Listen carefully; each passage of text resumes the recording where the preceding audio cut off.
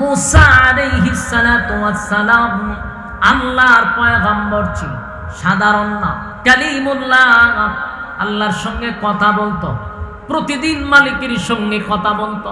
একদিন রাস্তা দিয়ে যাচ্ছিল মুসা পয়গম্বর, রাস্তার মধ্যে এক বৃদ্ধা মহিলা, শরীরে ভালো করে কাপড় নাই, এত বৃদ্ধ, তার একটা ঘর নাই, পেটে খাবার নাই। এই মহিলা মুসা আলাইহিস সালাতু ওয়াস সালামের সামনে দাঁড়ায়া বলে, মুসা পয়গম্বর, আমি শুনছি তুমি নাকি আল্লাহর সঙ্গে সাক্ষাৎ করো, মালিকের সঙ্গে প্রতিদিন কথা বলো। মুসা রে, আমি দাঁড়ায় আছি তোমার সাক্ষাতের জন্য। ও আল্লাহর পয়গম্বর, আল্লাহর সঙ্গে যখন তুমি সাক্ষাৎ করবা, যখনই তুমি কথা বলবা, আমি বুড়িটার জন্য আল্লাহর কাছে একটু কথা বইল।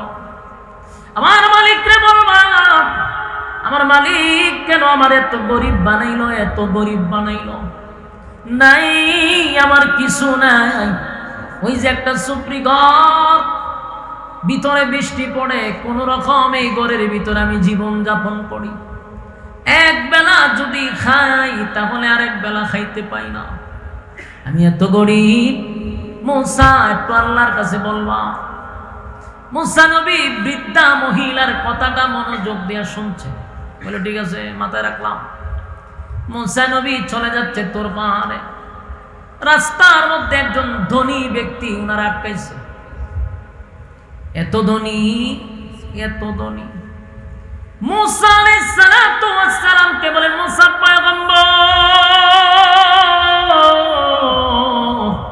শুনছি আল্লাহর সঙ্গে আপনি কথা বলেন, প্রতিদিন নাকি আপনি সাক্ষাৎ করেন। মুসা পয়গম্বর, আপনি আল্লাহর কাছে কথা বলার শেষে আমার কথা একটু বলবেন। আমার একটা কাজ হলো, আল্লাহ আমারে এত সম্পদ দিছে, এত সম্পদ, এত সম্পদ, আমি আর এই সম্পদের লোড বহন করতে পারি না। এত কেন দিল? আমার এত সম্পদের দরকার নেই, আপনি একটু আল্লাহরে বলবেন, মালিক যেন আমার সম্পদ কমায়া দেয়, কমায়া দেয়, এত সম্পদের আমার দরকার নেই, আপনি একটু আল্লাহরে কইবেন। মুসা নবী কইটা বলা হয়, ঠিক আছে আমি বলবো। মুসা আলাইহিস সালাতু ওয়াস সালাম তোর পাহাড়ের উদ্দেশ্যে রওনা দিছে। রাস্তার মধ্যে দেখে একজন লোক হাঁটতে পারে না, পা নাই, হাতও নাই, জবান আছে। কি শুরু করছেন ভাই, যেগুলো আমি দেখতে পারি না, বিরক্তিটা। আপনারা ওয়াজের মাঝখানে তো বামার ডুবাইতেছেন, গুড়া গাড়া আসেনি আরো কুলো লই আন না করে আপনারা, যেটি ওয়াজ শুনবো বাড়ির গিয়ে ঘুমাইতেছে, আর বাচ্চা কাচ্চা টুপি একটা মাথার দেখো ওয়াজ গিয়া, যে ওয়াজ শুনবে হে বাড়ির ঘুমায়, আর যত গুড়া গাড়া আছে সব পাঠাই দেয়।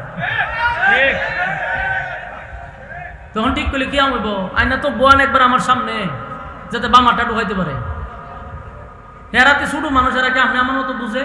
এরা কথা কইব, এটা এরা স্বভাব, ছোট মানুষ। কিন্তু যারা বুঝদার, এরা এখানে বসানো ঠিক হয়েছে না। আল্লাহর হস্তে বিরক্ত করেন না ভাই, একটা ধ্যানে ওয়াজ করলাম, মাঝখানটা দেন কথা কয়ে 12টা বাজায়, এগুলা তো ঠিক না। কথা কয়েন না, কথা কয়েন না, কথাগুলো একটু মনোযোগ দিয়ে শুনেন। প্রথম আটকাইছে কে? গরিব, এরপরে ধনী, এখন প্রতিবন্ধী, পা নাই, হাতও নাই, শুধু কথা বলতে পারে।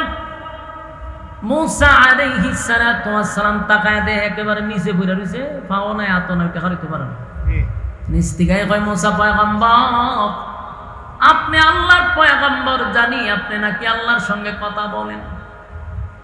বড় আশা লইয়া সারাটা দিন আপনার অপেক্ষায় আমি এখানে দাঁড়ায় আছি, শুয়ে আছি। একটু আমার দিকে তাকান, তাকায়া দেখেন আমার পা দুইটা নাই। মুসা পয়গম্বর, আমার দুইটা হাত নাই গো, আমার দুইটা পাও নাই। মুসা রে, আমি শুধু এতটুকু জানতে চাই আমার মালিকের কাছে, যে আপনি একটু আল্লাহর জিগাইবেন, আমারে কোন খামে বানাইছে, আমারে কোন খামে বানাইছে? আমার দিয়ে হাতও নাই, পাও নাই, আমি খাই আর ঘুমাই, এটা আমার খাম কিতা? আমার আল্লাহ কেন বানাইল? আপনি আল্লাহর একটু জিগাইন। আমার মালিক যে আমারে বানাইছে কোন কাজের জন্য বানাইছে কিনা, না বেহুদই বানাইছে আমারে। দুনিয়া তো আমার বরবাদ হয়ে গেল, কারণ আমার হাতও নাই পাও নাই। তাই আমার আল্লাহ যেন আমার জানায় যে আমারে কোনো খামের লেগে বানাইছে। 3 ব্যক্তির অভিযোগ লইয়া মুসা পয়গম্বর চলে গেল তুর পাহাড়ে, আল্লাহর সঙ্গে কথা বলতে লাগলো। কথা বলার এক পর্যায়ে মুসা আলাইহিস সালাতু ওয়াস সালাম বলেন, মালিক আপনার কাছ দিয়ে যাওয়ার আগে, কথা বলার শেষ হওয়ার আগে 3টা ব্যক্তির অভিযোগ জানাইতে চাই। আল্লাহ জানেনি? হ্যাঁ, কথা কয় না, আল্লাহ তো সবই জানে। শুনি। 1 নাম্বার অভিযোগ হলো, একটা বৃদ্ধা মহিলা রাস্তার মধ্যে আমার আটকাইছে। তার অভিযোগ হলো তার কিছুই নাই। তার এত গরিব কেন বানাইলেন? আমার কাছে বলছে আপনি যেন তারে ধন সম্পদ দেন। এটা হলো প্রথম মহিলার অভিযোগ, যে গরিব, আল্লাহরে কই আমার কিছু দিত। 2 নাম্বার ব্যক্তি হলো মালিক, তার এত ধন সম্পদ দিছেন, এখন আর সে সম্পদ নিতে চায় না। তার ধন সম্পদ কিভাবে কমবে, কিভাবে নষ্ট হবে, আপনি আল্লাহ বইলা দিতেন। 3 নাম্বার ব্যক্তিটা হলো, 3 নাম্বার ব্যক্তিটার হাতও নাই পাও নাই,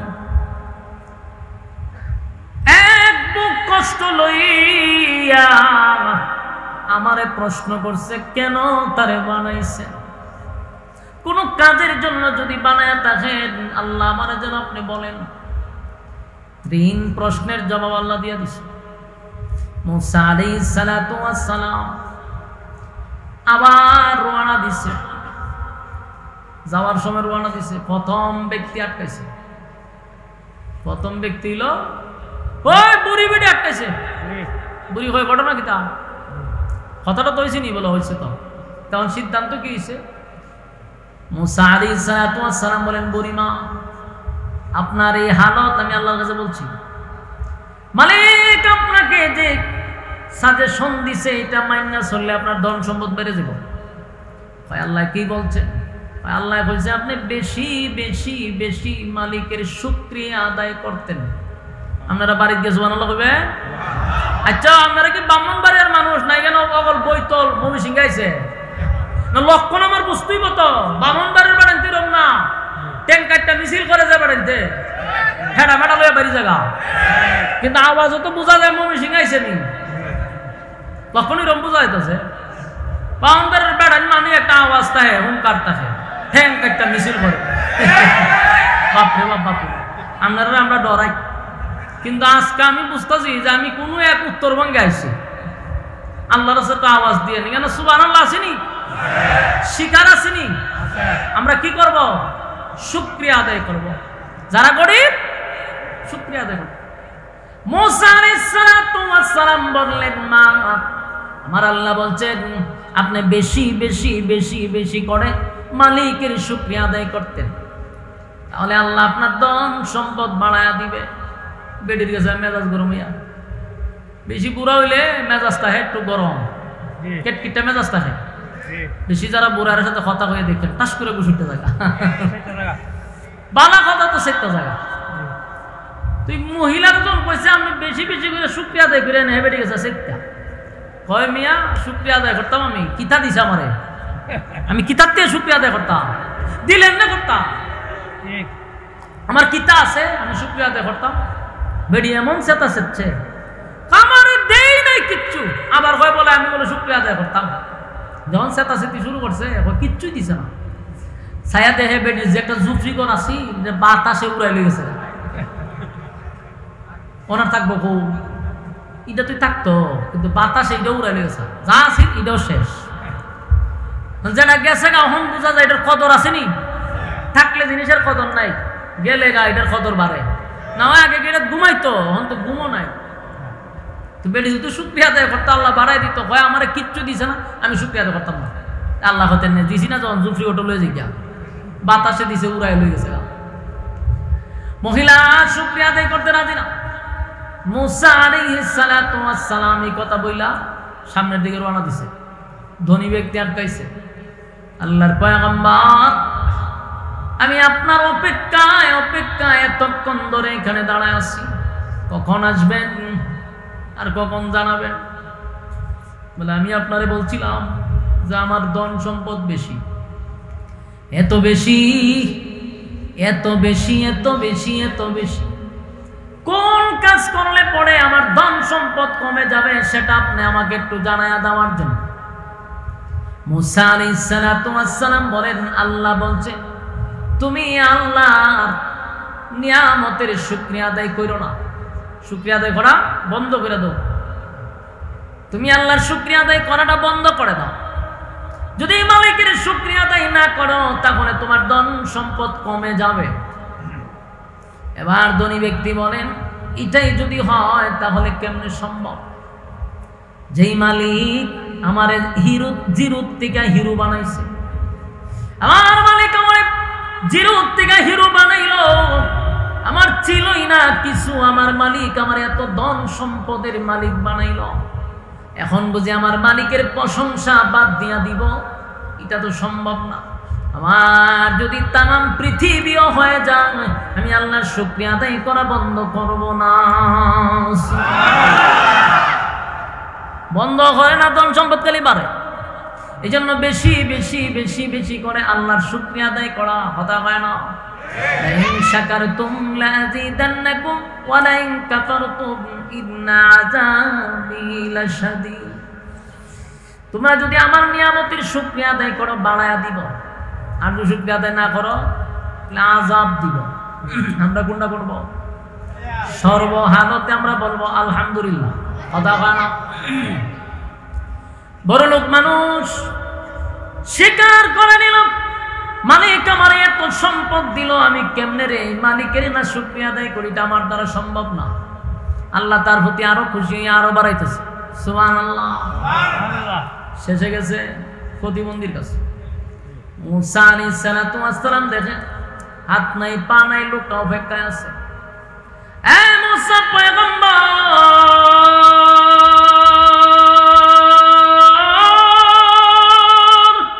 সারাটা দিন আপনার জন্য অপেক্ষায় ছিলাম, আমার পাও নাই, আমার হাতও নাই, আপনার অপেক্ষায় ছিলাম শুধু এতটুক জানার জন্য। আমার একটা আফসোস, আমার মালিক আমারে কেন বানাইলো, কেন বানাইলো, কেন বানাইলো এটা জানার জন্য। আমারে বানাইতে গিয়া মালিক হাত দেয় না, আমার মালিক আমারে পাও দেয় নাই। বলুন মুসা পয়গম্বর, আমার আল্লাহ আপনারে কি বলছে?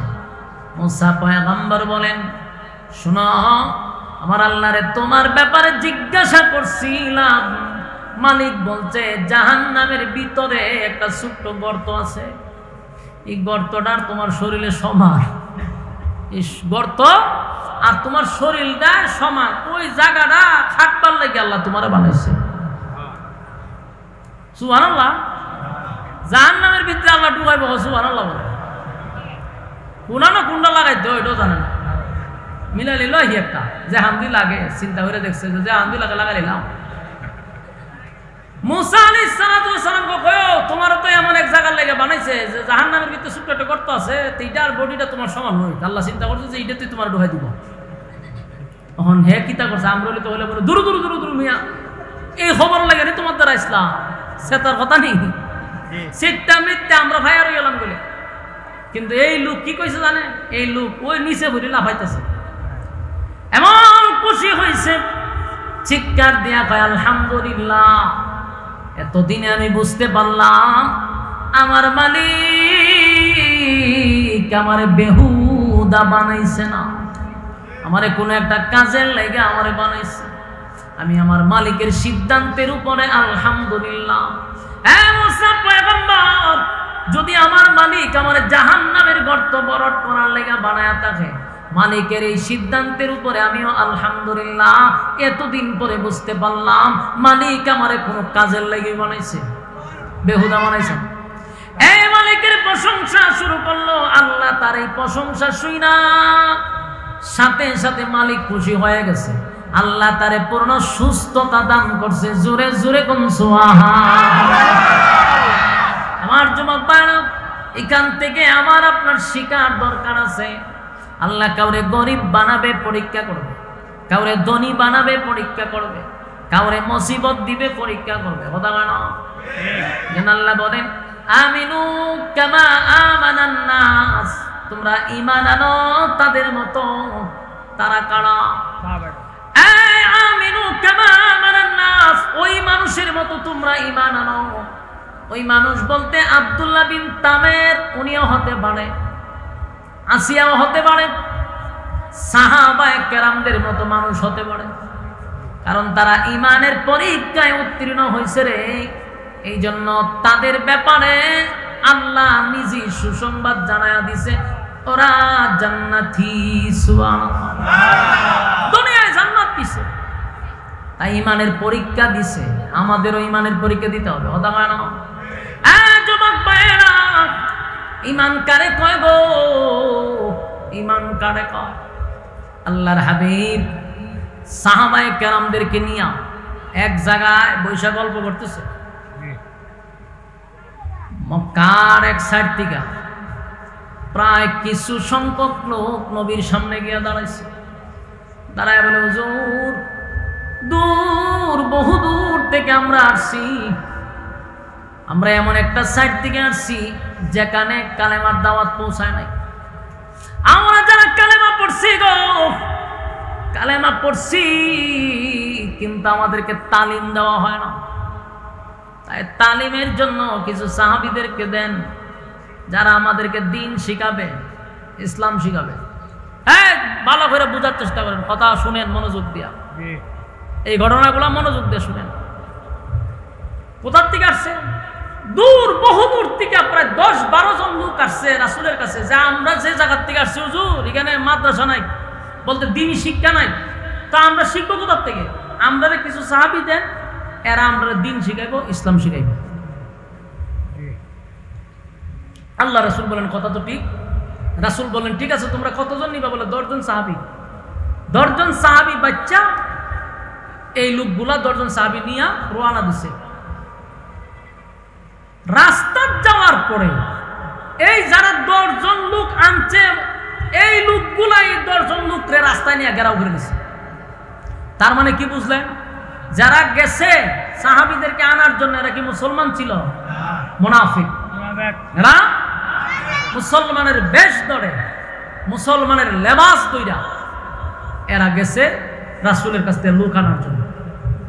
কিন্তু রাস্তার মধ্যে এসে এরা দেখে সাহাবায়ে কেরাম ঘুরাতে বসা ছিল, দেখে যে লক্ষণ তো খারাপ, যারা আনছে এরার কাছ থেকে আবার চতুর্দিকে লোক আইসা চতুর্দিকে এরা ঘেরাও করে দিছে।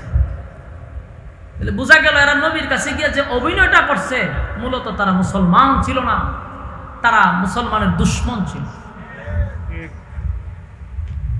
লেবাসের আড়ালে সাহাবীদের দুশমন, নবীর দুশমনরা গেছে। ওই সাহাবীদের মধ্যে 10 জন ছিল, এর মধ্যে এরা গুড়ার উপরে 7 জন মেরে গেছে। নাউজুবিল্লাহ বলেন।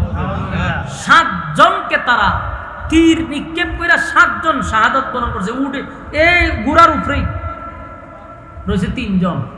এই 3 জনকে ধইরাই না তারা এক জায়গায় রাখছে। সাহাবায়ে কেরাম বলল, তোমরা আমাদের সাথে এমন গাদ্দারিটা কেন করলা? আমাদের 7টা ভাইরে তোমরা শহীদ করে দিলা। তোমরা না বললা যে তোমাদেরকে আমরা দিন শিখানোর জন্য রাসূলের কাছ থেকে বইলা আমাদেরকে আনছো, আইনা আমাদের রাস্তার মধ্যে তোমরা হত্যা করলা, এমন গাদ্দারি তোমরা কেন করলা? এরা কয়, আমরা বদরের যুদ্ধে প্রতিশোধ নিছি, বদরের যুদ্ধে তোমরা আমাদের বাদশাহদেরকে হত্যা করছো, তাই সেটার প্রতিশোধ নেওয়ার জন্য আমরা কৌশলে তোমাদেরকে তোমার নবীর কাছ থেকে নিয়ে আনি, তোমাদেরকে হত্যা করে প্রতিশোধ নিছি। এদের মধ্যে 3 জন রয়েছে না, সাহাবীরা বলা শুরু করলো, তোরা কাপুরুষ, তোরা কাপুরুষ যদি না হতি তাহলে রাস্তার মধ্যে না মারার, তখন বেড়া মিলে যুদ্ধ কর আমাদের সাথে। এই কথা বলার কারণে বাকি 2 জনকে হত্যা করছে। আর রয়েছে কজন? আর একজন রয়েছে, মেরে লিছে আরো প্রায় 9 জন মেরে লিছে। কত বড় মর্মান্তিক ঘটনা! আমি শুধু ইমানটা বুঝাইতে চাই, মনোযোগ দিয়ে শুনুন। মেরে লইল 9 জন, রয়েছে 1 জন।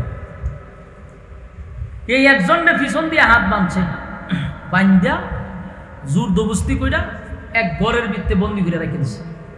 তো ঘরের ভিতরে বন্দি করে রাখছে, খাওয়ান দেয় না, পানি দেয় না, এমন অবস্থা কয়দিন মানুষ বাঁচে, খাওয়ানো নাই পানিও নাই, নির্মম ভাবে তাদেরকে ঘরের মধ্যে বন্দী করে রাখছে।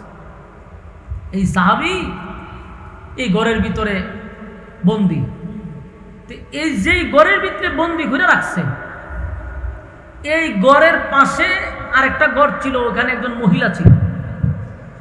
এই মহিলা ছিল যারা দইরা আনছে সাহাবীরে, তাদের বোন ছিল। এই মহিলা চিন্তা করলো এই ঘরের মধ্যে একটা লোকরে বন্দী করে রাখলো, খাওয়ানো দেয় না, পানিও দেয় না, বাচ্চা না মরছে, এরা তো একবার দেখাও না, দিয়েছেন মরে নিয়ে গেছে গা। দরজার সাইডে কুইলা দেহে যেন মরে নাই, উনি সুস্থ আছে এবং ওনার মধ্যে টেনশনের কোনো চাপও নাই। আছে না যে আমার বন্দী ঘিরে রাখছে, মানসিক একটা চাপ, কষ্ট, পেরেশানি, মেরা নিলা, এরকম কোনো চাপ নাই। তুই মহিলা তাকায় চিন্তা করতেছিস লোকটা খাইলো কি, এতদিন ধরে যেটার ভিতরে রাখলাম, খাওয়ানো দিল না, মারবার এতে রাখছে, মরল না, শরীরও বালা, চেহারার মধ্যে পেরেশানির কোনো চাপ নাই। কতক্ষণ তাকায়া দেখে ওনার মাথার উপরে এমন কিছু ফল দেখা যায় যে ফলগুলা আরবে কোনো সময় অতীতে দেখে নাই। সুবহানাল্লাহ আছে। এই মহিলা তার সূর্যেছে, এই ঘর তো চতুর্দিকে বন্দি, ফল এনে দিল কেন? আর এই ফল তো অতীতে দেখি নাই, এত দামি দামি ফল পাইল। তখন উনি ওই মহিলা দরজার থেকে জিজ্ঞাসা করতেছে যে তোমার তো বন্দি করে রাখা হয়েছে ঘরের ভিতরে, বাহির দিয়ে তালা মারা, ঘরে ঢোকার কোনো সিস্টেম নাই, আজকে কয়েকদিন যাবত তোমাকে এক ফোঁটা পানিও দেওয়া হয় না, তোমার এই ফলগুলা দিল কে? আর তুমি তো বাক্কাইটে খাইতেছ, ঘটনা কি? তখন বলল তোমার ভাইয়েরা যেই রবের উপরে ঈমান আনার কারণে আমাকে ঘরে বন্দি করে রাখছে, সেই রব আমাকে এতদিন ধরে খাওয়াইতেছে। সুবহানাল্লাহ। ঈমান এমন এক জিনিস, আমারে খাওয়াইতেছে আমার রব। এই মহিলা আশ্চর্য। চিন্তা করেন, আল্লাহ তাআলা কুদরতি ভাবে আসমানি ফয়সালা জান্নাতি ফল খাওয়াইতেছে ঘরের মধ্যে। মহিলাটা দেখছে তো কয়েকদিন পর পর্যন্ত ওনারে তার মারা যায় না, শহীদ হয় না, এই জন্য কাফেররা চিন্তা করলো যে ওনারে হত্যা করবে। এরপর একজন লোক এসে বলতেছে কিছুক্ষণ পরেই তোমাকে হত্যা করা হবে, প্রস্তুতি নাও। ওনার মধ্যে কোনো চাপ নাই, টেনশনের কোনো চিন্তা নাই। আসলে একটা চিন্তার বাস থাকে মাথায়, চেহারা এরকম না, ফ্রেশ। ঘর থেকে ওনাকে বাহির করছে, বাহির কইরা ওনার সামনে নিয়ে যেখানে রাখছে, পিছনে একটা খাট, এরকম খাটের বড় একটা তক্তা রাখছে, এটার মধ্যে ওনার এইভাবে রাখছে। এই হাতের মধ্যে ফেরাক ঢুকাইছে, হাতে দিয়া ফেরাক ঢুকাই এইভাবে ওনার এইভাবে রাখছে। চিন্তা করেন যে ঢুকাইবার আগে ওনার যখন স্টেজে তুলবো, এটি খাটের উপরে দাঁড় করাইছে। জিগায় শেষ ইচ্ছা কি তোমার বলো? উনি বলেন আমার শেষ ইচ্ছা 2 রাকাত নামাজ। সুবহানাল্লাহ। নামাজও দাঁড়াইছে, নামাজ দাঁড়াইছে পরে উনি শর্টকাটে নামাজ শেষ করছে। কাফেররা যারা ওনারে বন্দি করছে, এরা জিজ্ঞাসা করলো তোমার তো একটা সুযোগ আছে নামাজটা একটু লম্বা করা, এত শর্টকাট করলা কেন? উনি যে উত্তর দিছে যে আমি যদি নামাজ লম্বা করতাম, নামাজে যখন দাঁড়াইছি নামাজে স্বাদ পাইছি, খুব মজা পাইছি, আমি এত মজা পাইছি নামাজ ছাড়তে মন চায় নাই। কিন্তু চিন্তা করছি আমি যদি নামাজ লম্বা করি আর তোরা যদি কস বলে মুসলমানরা মরণকে ভয় পায়, এই জন্য নামাজে দেরি করতেছে। এই কথা যখন স্মরণ হয়েছে আমি নামাজটা শর্টকাট করছি। সুবহানাল্লাহ। এই সাহাবীর নাম ছিল খুবাইব রাদিয়াল্লাহু তাআলা আনহু। উনি চোখের পানি ছেড়ে দিয়া বলেন আমি আমার মরণের জন্য তোদেরকে হাসতেও দিব না, তোরা যেন এই জিনিসটা চিন্তাও করতে পারোস না যে মুসলমানরা মরণের ভয়ে নামাজ লম্বা করছে, এই নামাজ শর্টকাট করছে। ওনারা যখন খাটের সঙ্গে দাঁড় করাইছে, 2 হাতে ভালো করে প্যারাক মারছে, পায়ে প্যারাক মারছে, শরীরে প্যারাক মারছে। যুবক ভাইরা আমার, একটা জীবন্ত মানুষের শরীরে যদি প্যারাক মারা হয় কেমন কষ্ট হয় সেটা কি আপনার রোয়াজ করে হন লাগবো? একটা মানুষের শরীরে কিভাবে প্যারাক মারা শুরু করছে, 1টা 2টা নয়, অসংখ্য প্যারাক ওনার শরীরে মারতে লাগলো, সারা শরীর দিয়ে রক্তকরণ হচ্ছে। এক পর্যায়ে একজন বেঈমান এসে বলেন খুবাইব এই পর্যন্তই তোমাকে শাস্তি দিব, মৃত্যুদণ্ড দিব না, একটা শর্তে। বলে কি শর্ত? বলে তুমি গলা উঁচু করে শুধু তোমার নবী মুহাম্মদকে একটা গালি দিবা, নাউজুবিল্লাহ। আরবের একটা সিস্টেম হইল, রাগ উঠলে যদি আপনি তুতু মারেন কেন মুখ, তুতু মারলে আর রাগ আরো বেশি উঠে, মারাত্মক সেটা জায়গা। আরবে দেখবেন সে দেখ খুব মারাত্মক, টাস করে গুসা উঠলে তুতু মাইরা দেয়। হুবাইব রাদিয়াল্লাহু তাআলা যখন বলছে রাসূলকে গালি দিলে ছেড়ে দিন, উনি টাস করে তুতু মেরে দিয়েছে কাফেরের মুখ। বলছে আমারে তুই রাসূলকে গালি দিয়া যে জীবন আমি ভিক্ষা পাবো, এরকম 1000 বছরের জীবনকে আমি লাথি মারি। নবীর বেয়াদবির জিন্দেগি আমার দরকার নাই। চিন্তা করছেন? এরা হয় ঈমান, এটা কয় কথা কয় না। ঈমানের জন্য এত বড় সুযোগ দেওয়া হলো, একটা গালির বিনিময়ে তোমাকে ছেড়ে দিব। হুবাইব রাদিয়াল্লাহু তাআলা বলেন, আমাকে যদি 1000 বছর জীবন ভিক্ষা দেওয়া হয় রে, আর আমার নবীরে গালি দেওয়ার কথা বলস, জিন্দেগি তো আমার জবান থেকে বাইর হবে না, 1000 বার মরতে রাজি। হুবাইব রাদিয়াল্লাহু তাআলা কে তারা একে একে প্যারাক মারতে মারতে মারতে দুনিয়াতে বিদায় করে দিছে। উনি ঈমান দেয় নাই, ঈমান দেয় নাই, জীবন দিয়া দিছে। যুবক ভাইরা, ওনার শহীদ হওয়ার পরে কিছুদিন পরে ওই যে মহিলা যে দেখছিল দৃশ্যটা, কাফেরের বোন, এই মহিলা গেছে রাসূলের দরবারে গিয়া, সেখানে গিয়া কালেমা পড়ে ঈমান আনছে। সাহাবায়ে কেরাম জিজ্ঞাসা করলো, তুমি কেন কালেমা পড়লা? বলে আমি আমার ভাই খুবাইবরে যখন আমার ভাইয়েরা বন্দি করে রাখলো, আমি গোপনে যা দেখছি সেদিনই আমি বুঝতে পারছি যে উনি সাধারণ কোন রবের উপর ঈমান আনে না, যে রব মানে ঘরের ভিতরে ফল খাওয়ায়। এই মহিলা কালেমা পড়ে ঈমান আনছে। যুবক ভাইরা, আমিনু কামা আমানান নাস, আল্লাহ বলেন তোমরা ঈমান আনো ওই সাহাবীদের মতো, ওই মানুষদের মতো যারা ঈমান আনছে, কারণ তাদের ঈমানের পরীক্ষায় তারা উত্তীর্ণ হয়েছে। আর আমরা 5 টাকার কাছে ঈমান বিক্রি করি। বাস্তব কইছি না? বাস্তব। বেশি দিন না তো, আর কিছুদিন পরে একেবারে খুব কাছাকাছি আইছে, ইলেকশন আইছে না? এই ইলেকশন আইছে, এখন দেখবেন শাসটল গুলা জমজমাট। আরে শাসটল যে এখন শাসটল চা খাওয়ার অভাব নাই, পুরা শাসটল ভরপুর থাকে, বোঝা যায় একটা সংসদ বানাইছে। এখানে বয়ে বইয়া সংসদের মতো, আর মাননীয় স্পিকার হলেন ক্যাশবাস করতে বয়ে থাকে, বইয়া ভাও লড়ায়। ব্যবসা ভালো তো, প্রচুর কাস্টমার, একবার বইলে আর 10টা পর্যন্ত উঠে না। আর কতক্ষণ পরে পরে এক নেতা ঢুকতেছে, চা খাওয়াইতেছে, অসুবিধা কিতা? গুরু মার্কা যাইতেছে গিয়া রং চা খাওয়ায়, ছাগল মার্কা যায় হেও খাওয়ায়, বৈশ মার্কা যায় হেও খাওয়ায়। আর এক ব্যক্তি বুট দিছে গুরু রে, ছাগল রে, বৈশে। বুট দেওয়ার কথা একজন রে দিছে, কয়জন রে? 3 জন রে। হের ঈমান আছে না গেছে? তুই বহুত ঈমান বিক্রি করতেছি। যেন আল্লাহ বলেন ঈমান আনো ওই মানুষদের মতো যারা ঈমানের জন্য জীবন দিছে। ঈমানের জন্য কথা হয় না? ঈমানের জন্য জীবন দিছে গো। ঈমান দেয় নাই, ঈমান দেয় নাই, ঈমান দেয় নাই, ঈমান দেয় নাই। কত সাহাবী জীবন দিয়া দিল, ঈমান দেয় নাই। আমরা শুধু বেলালের ঘটনা শুনছি, খাব্বাবের ঘটনা শুনছি, অন্যান্য সাহাবীদের জীবনী শুনছি। তারা বুঝি ঈমান দিছে, তারা বুঝি ঈমান দেয় নাই। এরাই বুঝি শুধু কষ্ট করছে। না, শুধু তারা নয় রে, অসংখ্য অগণিত সাহাবীরা ঈমানের পরীক্ষা দিছে, ঈমানের পরীক্ষা দিছে। 13টা বছর মাক্কি জিন্দেগির, 13টা বছর একসাটিয়া একতরফা শুধু মার খাইছে।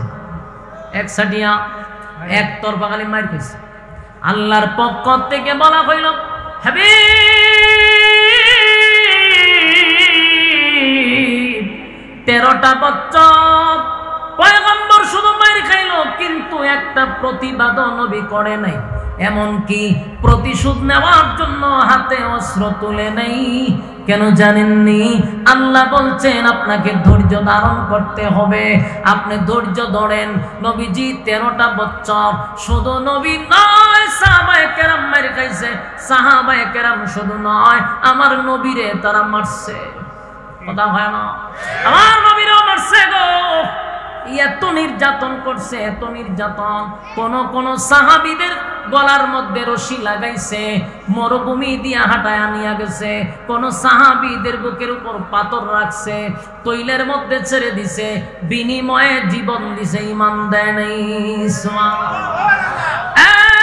হাবিবে কিবরিয়া খানে কাবার সামনে যখন সেজদা দিচ্ছিল, নবীজির পিঠের উপরে উটের নারী বুড়ি পর্যন্ত রেখে দিছে। যেই নবীর শরীরে কোনোদিন একটা মশা মাছি বসতো না, সেই শরীরের মধ্যে উটের নারী বুড়ি রাখছে। সেজদা থেকে মাথা মোবারক তুলতে পারে না। এতটা নির্যাতন আর এতটা অপমান আল্লাহর পয়গম্বরকে করছে। এরপরও নবী হাতে অস্ত্র তুলে নাই। এক সময় সাহাবীরা বলে, হুজুর একটু আল্লাহর কাছে বলেন আমাদেরকে যেন আসমান থেকে সাহায্য করে। নবীজি বরদাস্ত করতে পারি না গো, এত নির্যাতন, এত নির্যাতন, একটু আল্লাহর কাছে বলেন না মালিক যেন আসমান থেকে আমাদেরকে সাহায্য করে। নবীজি একেবারে নির্যাতনের স্টিম রুলারটা আমাদের উপরে চাপায়া দিছে। আল্লাহ নবী বলেন, সাহাবীরা রে, এই হালতে যদি, এই অবস্থায় যদি দুনিয়ার থেকে তোমরা বিদায় হয়ে যাও, আমি নবী ওয়াদা দিলাম আল্লাহর তরি জান্নাত তোমাদের জন্য ওয়াজিব হয়ে যাবে। সুবহানাল্লাহ। ঈমান নেক আমল লইয়া যদি তোমরা কবরে যাও, আল্লাহ জান্নাতের মেহমান তোমাদেরকে বানায়া দিবে। এরকম বহু সাহাবীদেরকে নবী সান্ত্বনা দেয়, কিন্তু নির্যাতন বন্ধ হয় না। আম্মার রাদিয়াল্লাহু তাআলা আনহু নবীর একজন সাহাবী। আম্মার, এই আম্মারকে আবু জাহিল না বাইদা রাখছে। আম্মারের মা হলো সুমাইয়া রাদিয়াল্লাহু তাআলা আনহা। মা ছেলেকে এমন নির্যাতন করছে, ছেলের সামনে মারে উলঙ্গ করছে শুধুমাত্র ঈমানের জন্য। জান্নাতে যাওয়ার আগে, শাহাদাতের পেয়ালা নসিব হওয়ার আগে মা তার সন্তানকে নসিহত করে গেছে, আম্মার রে, আমি যদি এখন শাহাদাত বরণ করি বাবা, দুঃখ নাই, কিন্তু সব হালতে সাবধান, বেঈমানের কাছে মাথা নত করবি না, বেঈমানের কাছে মাথা নত করবি না। মা শাহাদাতের আগে সন্তানকে এই কথা বলেন। আমার ব্রাহ্মণবাড়িয়ার যুবক ভাইয়েরা, আমাদের উপরে ঈমানের পরীক্ষা আসবে, আমাদের উপরও পরীক্ষা আসবে।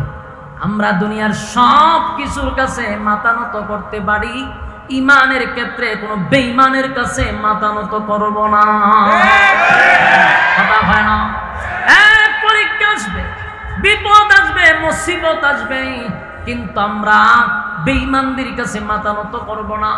ঈমানের জন্য জীবন যদি দিতে হয় আমরা জীবন দিব। রাজি আছেন? আর যুবক ভাইরা, আমিনু কামা আমানান নাস, ঈমান আনো এই মানুষদের মতো যারা ঈমান আনছে।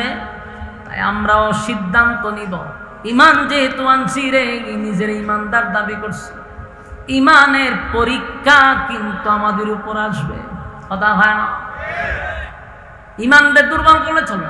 এখন আপনার ঈমান তো জাগাত নাই, একবার আল্লাহর কাছে যান, একবার বাবার কাছে যান, তো দুনো ভ্যারাইটি জুলে আমরা কেমনি কথা কয়টা দিন, বাবার কাছেও চায়, আল্লাহর কাছেও চায়, তাহলে ঈমান থাকবো নি জায়গা?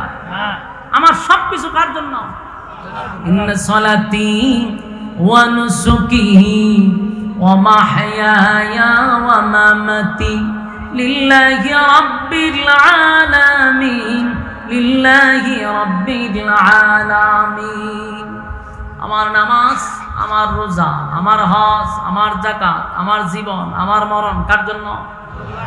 সবকিছু আমার সবকিছু আল্লাহর জন্য। আমার যদি কোনো কিছু চাইতে হয় কার কাছে চাইব? আরো জুড়ে, আমার সন্তান নাই, চাইব কার কাছে? আমার মালিকের কাছে। গভীর রজনীতে আপনি যায় নামাজে বসা মালিকের কাছে দোয়া করবেন, আল্লাহ রব্বি হাবিলি মিনাস সালিহিন, আল্লাহ আপনি আমাকে একটা নেককার সন্তান দান করেন। মালিকের কাছে সন্তানের জন্য দোয়া চাইবেন, কসম খোদার কোনো বাবার কাছে যাবেন না, কোন মাজারে চাইবেন না, কোন বাজারে চাইবেন না। চাইতে যদি হয় কার কাছে? আর এই কপালটা, এই মাথাটা, এটা কার জন্য? আল্লাহ ছাড়া এই মাথা আমরা কারো কাছে নত করব না। কথা হয় না? শিরিকের কয়েকটা ধরন আছে। ঈমান রক্ষা করার জন্য প্রথম শর্ত হলো আল্লাহ ছাড়া কারো কাছে মাথা নত করব না। কথা হয় না? আমরা দেশের মানুষ আ জায়গায় বে জায়গায় মাথা টেকায় দেয়। কথা হয় না? শিরিক এমন একটা জিনিস, সব মাফ হবে কিন্তু শিরিক গুনাহ মাফ হইতো না। কথা কি বুঝুননি? গুনাহ করছেন, তওবা করলে তো আল্লাহ মাফ করবো, কিন্তু শিরিক যদি করেন শেষ। এই জন্য শিরিক করা যাবে না। কথা বুঝতেছেন? কারো কাছে চাওয়া শিরিক, মাথা আ জায়গায় বে জায়গায় টেকানো শিরিক। আল্লাহ ছাড়া কারো কাছে মাথা নত করবো না। কথা হয় না? শিরিক করবেন? শিরিক করলেন তো শেষ, জিন্দগি সব বরবাদ। আমার যুবক ভাইরা, আল্লাহ ছাড়া কারো কাছে মাথা নত করবো না। এই মাথাটা কার জন্য? সেজদা দিব কোথায়? আল্লাহর কুদরতি পায় সেজদা দিব।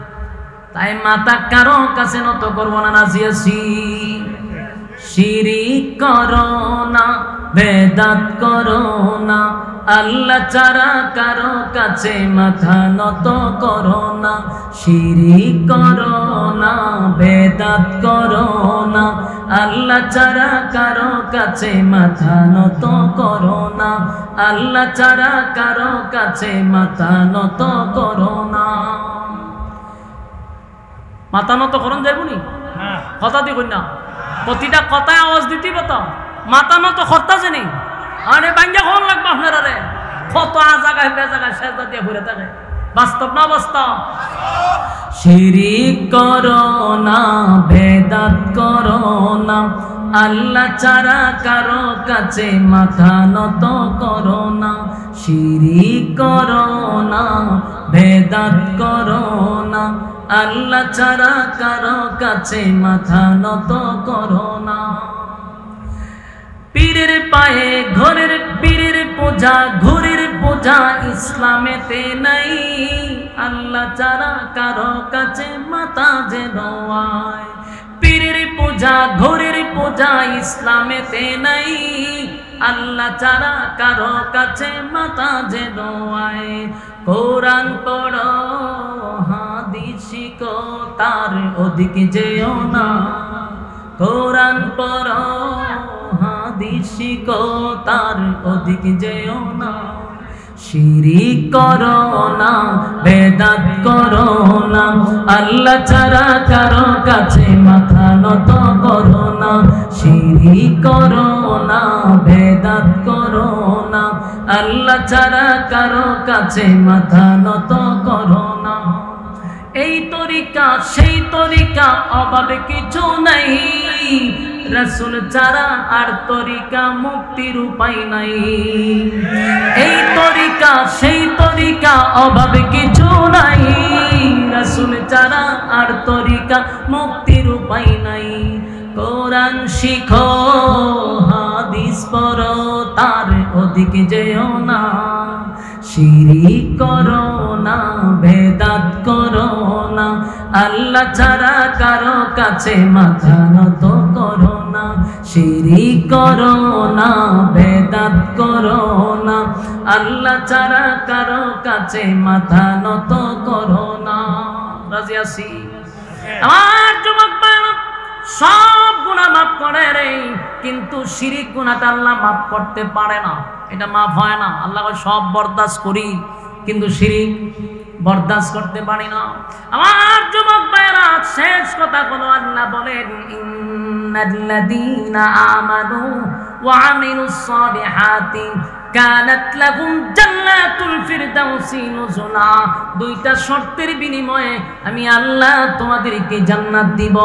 একটা শর্ত হলো ঈমান, দুই দুই নাম্বার হলো ওয়ামিলুস সালিহাত, দুই নাম্বার হলো নেক আমল। দুইটা শর্তের বিনিময়ে কানাত লাহুম জান্নাতুল ফিরদাউসি নুজুলা, আমি আল্লাহ ওয়াদা দিলাম জান্নাতের মেহমান বান্দাদেরকে বানাবো, আমি আল্লাহ স্বয়ং মেজবান হব। চিৎকার দিয়া কোন সুবহান।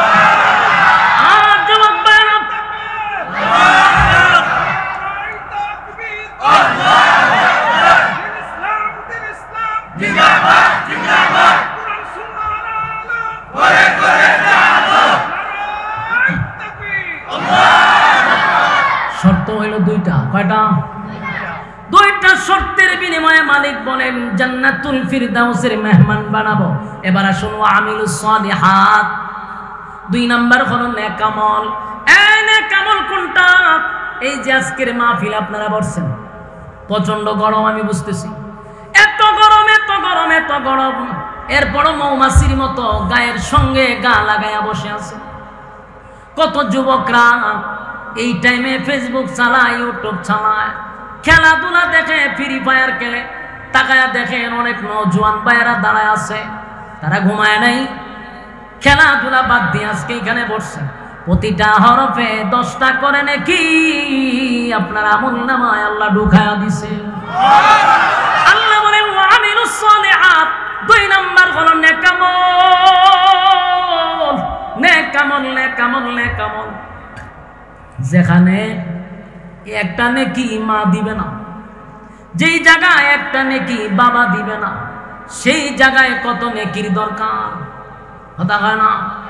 আল্লাহ বলেন ঈমান আর নেক আমল লইয়া যদি আসো জান্নাতের ভিতরে মেহমান বানাবো। এরপরে রাতে বলেন খালিদিনা ফিহা লা ইয়াবগুনা আনহা হিওয়ালা। জান্নাতীদেরকে যখন জান্নাতের ভিতরে ঢোকানো হবে গো, জান্নাতীরা যখন জান্নাতের ভিতরে ঢুকবে, আল্লাহর নবী বলেন এই জান্নাতীরা ঢোকার পরে আর কোনোদিন জান্নাত থেকে বাহির হতে চাবে না। সুবহানাল্লাহ। এই জান্নাতীরা জান্নাতের ভিতরে ঢোকার পরে তাদের সমস্ত যত আশা আকাঙ্ক্ষা ছিল, আফসোস ছিল, নিমিষেই শেষ হয়ে যাবে। তার মানে জান্নাতে কোনো আফসোস থাকবে না। জান্নাতে কোনো আফসোস, দুনিয়ার জমিনে মানুষের আফসোস শেষ হয় না রে। দুনিয়াটাই হলো একটা আফসোসের জায়গা, ঠিক নেই? আফসোস আফসোস আফসোস আফসোস। কেউ যদি চেয়ারম্যান হয়, উপজেলার চেয়ারম্যান হইতে চায়, আসেনি? উপজেলার চেয়ারম্যানও যদি মালিক বানায়া দেয়, এখন দেখা যায় তার নিয়ত হইল এমপি। এবার এমপি ইলেকশন আল্লাহ পাস করে দিছে, এমপি হওয়ার পরও তার স্বপ্ন শেষ হয় না, এবার মন্ত্রী হবে। আল্লাহ মন্ত্রীও বানায় দিল। এখন চিন্তা করে প্রধানমন্ত্রী কেন মরে না, ঠিক নেই? না মরলে তো বলতো না। তার মানে মানুষের আফসোস কোনোদিন শেষ হবে না। দুনিয়া এটা আফসোসের জায়গা, কথা হয় না? দুনিয়া আফসোসের জায়গা, কোনোদিন শেষ হবে না। লম্বা মানুষ, এই মানুষটা আরো লম্বা হতে চায়, খাটো মানুষ লম্বা হতে চায়, চিকন মানুষ মোটা হতে চায়, কালো মানুষ সুন্দর হতে চায়, গরিব মানুষ টাকাওয়ালা হতে চায়। টাকাওয়ালায় বাংলাদেশে বাড়ি হয় না, বেগম পাড়ায় বাড়ি করতে হয়। বেগম পাড়ায় হয় না, দেশের টাকা সব লুট করে নিতে হয়। মানুষের আফসোস কোনোদিন পুরা হয় না রে। এত টাকা পাওয়ার পরেও তার হয় না, এত টাকার মালিক হওয়ার পরেও তার আফসোস পুরা হয় না। আল্লাহ হয় দুনিয়া আফসোসের জায়গা। বিয়া যদি কেউ একটা করে আরেকটা করতে চায়, আরেকটা করলে আরেকটা করতে চায়, কিন্তু ঠান্ডা পড়ছে বাংলাদেশে জন্ম নিয়া, চাইলেও বেশি করণ যায় না, কিন্তু আফসোস আছে না নাই?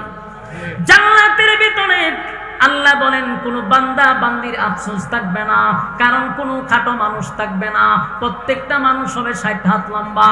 কোনো কালো মানুষ থাকবে না, প্রত্যেকটা মানুষ হবে ইউসুফ নবীর মতো সুন্দর। দুনিয়ার জমিনে যতগুলো আফসোস ছিল সব আফসোস আল্লাহ পুরা করবে।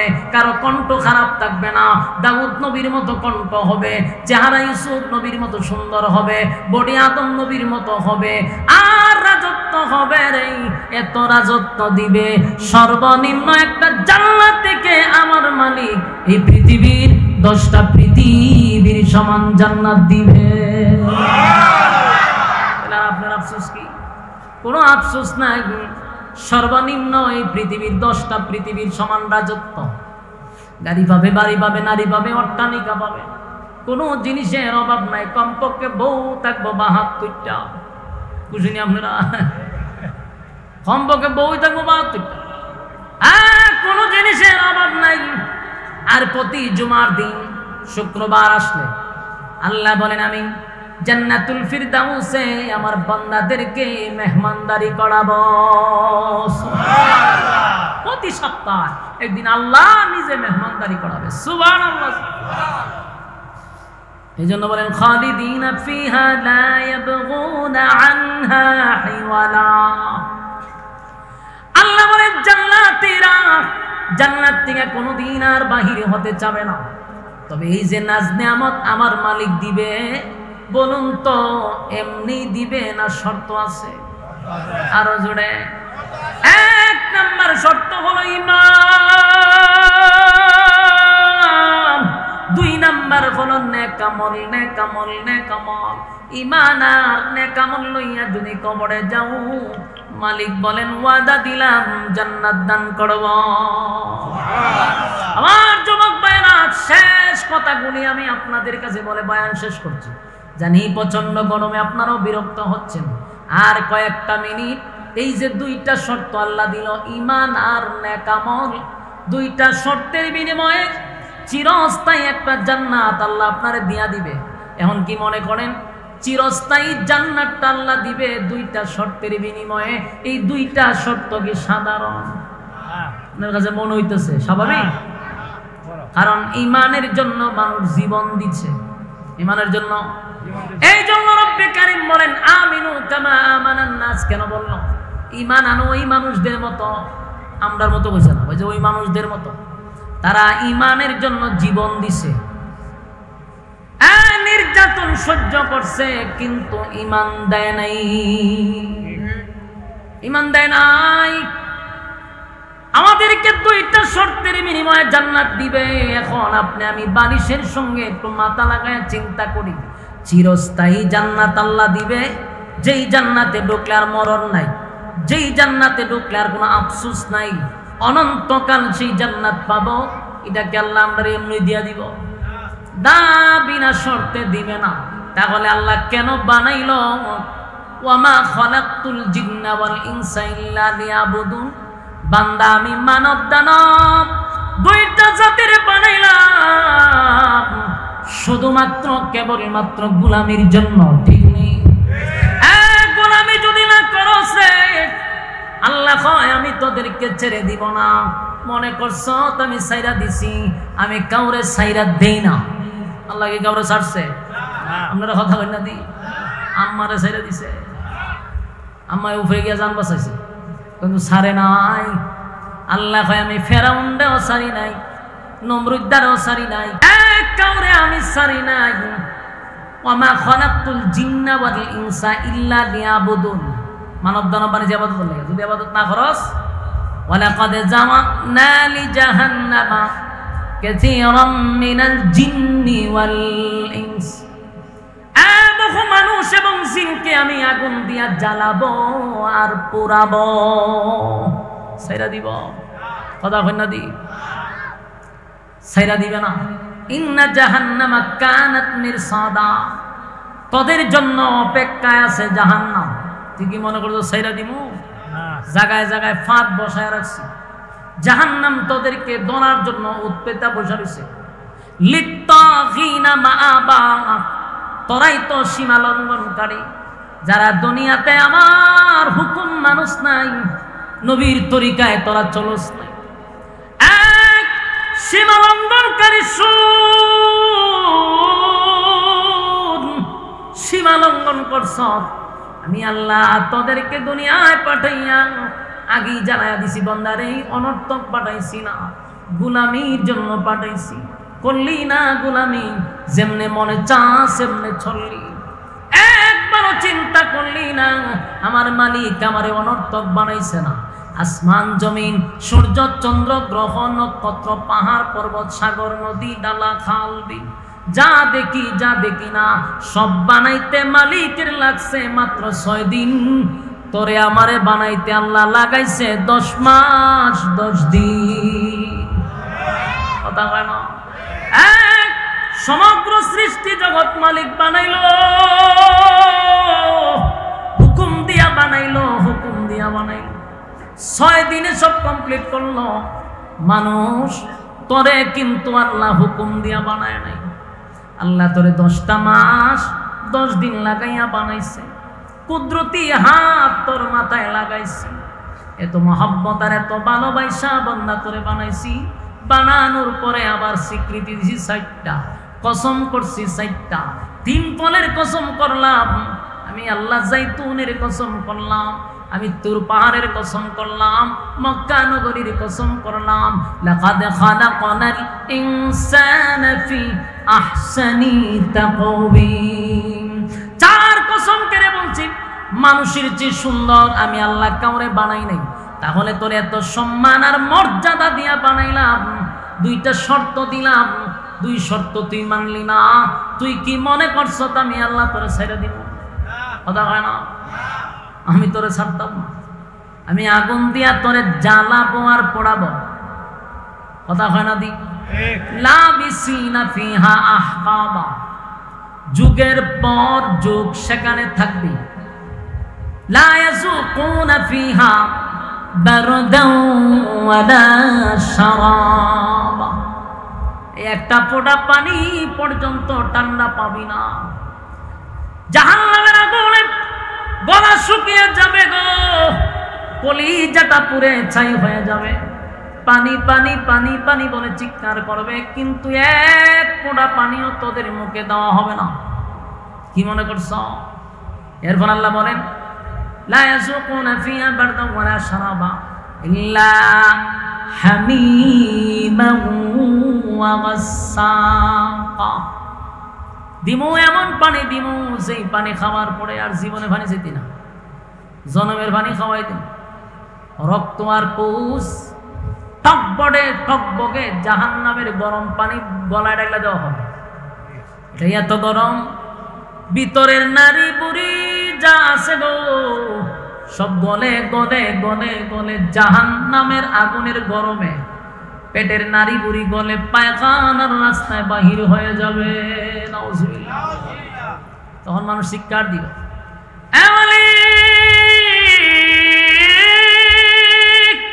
এমন পানি দিলার পানি লাগবো না। আল্লাহ কয় জনমের পানি দুনিয়ায় খাওয়াইছি। টিউবওয়েল পানি চাপ দিলে হয় ঠান্ডা, গরমের সময় পানি হয় ঠান্ডা, শীতের সময় পানি করে দেই গরম। এত নিয়ামত কামার পরেও আমি আল্লাহর গোলামি করলি না। বান্দা আজকে বুঝ মজা কেমন লাগে। শর্ত তো মাত্র 2টা দিছিলাম, ইন্নাল্লাযীনা আমানু ওয়া আমিলুস সালিহাত। ঈমান আর নেক আমল 2টা লইয়া আসলে আমি তোরে বানাইতাম মেহমান, আমি আল্লাহ হইতাম মেজবান। আমার কথা রাখস না। এখন মজা বুঝ। এখন আপনার কাছে প্রশ্ন, এই 2টা শর্ত কারা কারা মানবেন? হাত তুলে দেখান। লিল্লাহে তাকবীর, লিল্লাহে তাকবীর। 2 শর্তে রাজি আছি তো ইনশাআল্লাহ? একটা ঈমান আর একটা নেক আমল। ঈমান আর নেক আমল লইয়া যদি কবরে যায়, আল্লাহ জান্নাতুল ফিরদাউসের মেহমান বানাবো। আল্লাহ হবে মেহমান, আমরা হব মেহমান, আল্লাহ হবে মেজবান। সেই মেহমানদারিতে যোগ দিতে রাজি আছেন ইনশাআল্লাহ? আল্লাহ সবাইকে বুঝার মানার আমল করার তৌফিক দান করুক। সকলে বলি আমিন। ঈমান এমন এক জিনিস যেটা আমরা সকালে ঈমান লইয়া ঘর থেকে বাহির হই আর ঘুমাইবার সময় বেঈমান হইয়া ঘুমাই। বর্তমান পরিস্থিতির এরকম হইছে। আল্লাহ রাসূল বলছে না যে এমন এক জামানা আসবে ঈমান রাখা এত কঠিন হবে যে হাতের তালুর মধ্যে জ্বলন্ত কয়লা রাখা যতটুকু কষ্ট, এর চেয়ে বেশি কষ্ট হবে ঈমান রাখা। এটা কোন জামানা জানেননি? এটা 2025 সাল। এই 25 সাল এটা হলো সেই জামানা। এখন ঈমান রাখাটা এত কষ্ট, জ্বলন্ত কয়লা হাতে রাখা যায়, কিন্তু ইমান রাখাটা এর চেয়ে বেশি কষ্ট। এজন্য ইমান আর আমল লইয়া যদি কেউ কবরে যেতে পারি, সুসংবাদ হলো জান্নাতুল ফেরদাউস। আপনারা কথা শোনার মন মানসিকতা আসেনি? মনোযোগ দিয়া শুনেন। যতটুকু সহজ মনে করতেছেন বিষয়টা কিন্তু এত সহজ না। তাহলে 1 নাম্বার হলো ইমান, 2 নাম্বার হলো নেক আমল। ইমান হলো সবচেয়ে বড় নিয়ামত। আর আমি প্রায় সময় বলি ইমানটাকে আমি একটা অ্যাকাউন্ট বলি, অ্যাকাউন্ট। কারো যদি ব্যাংকে অ্যাকাউন্ট থাকে তাহলে টাকা জমা দেওয়া যায়। এখন আপনার টাকা লইয়া ব্যাংকে গিয়া যদি তখন বলে আমার 1 লাখ টাকা জমা রাখেন, ম্যানেজার জিজ্ঞাসা আপনার অ্যাকাউন্ট নাম্বার বলেন, আপনি যখন বলে আমার কোনো নাম্বার নেই, আমার কোনো অ্যাকাউন্ট নেই, তো টাকাটা রাখবো কৌ?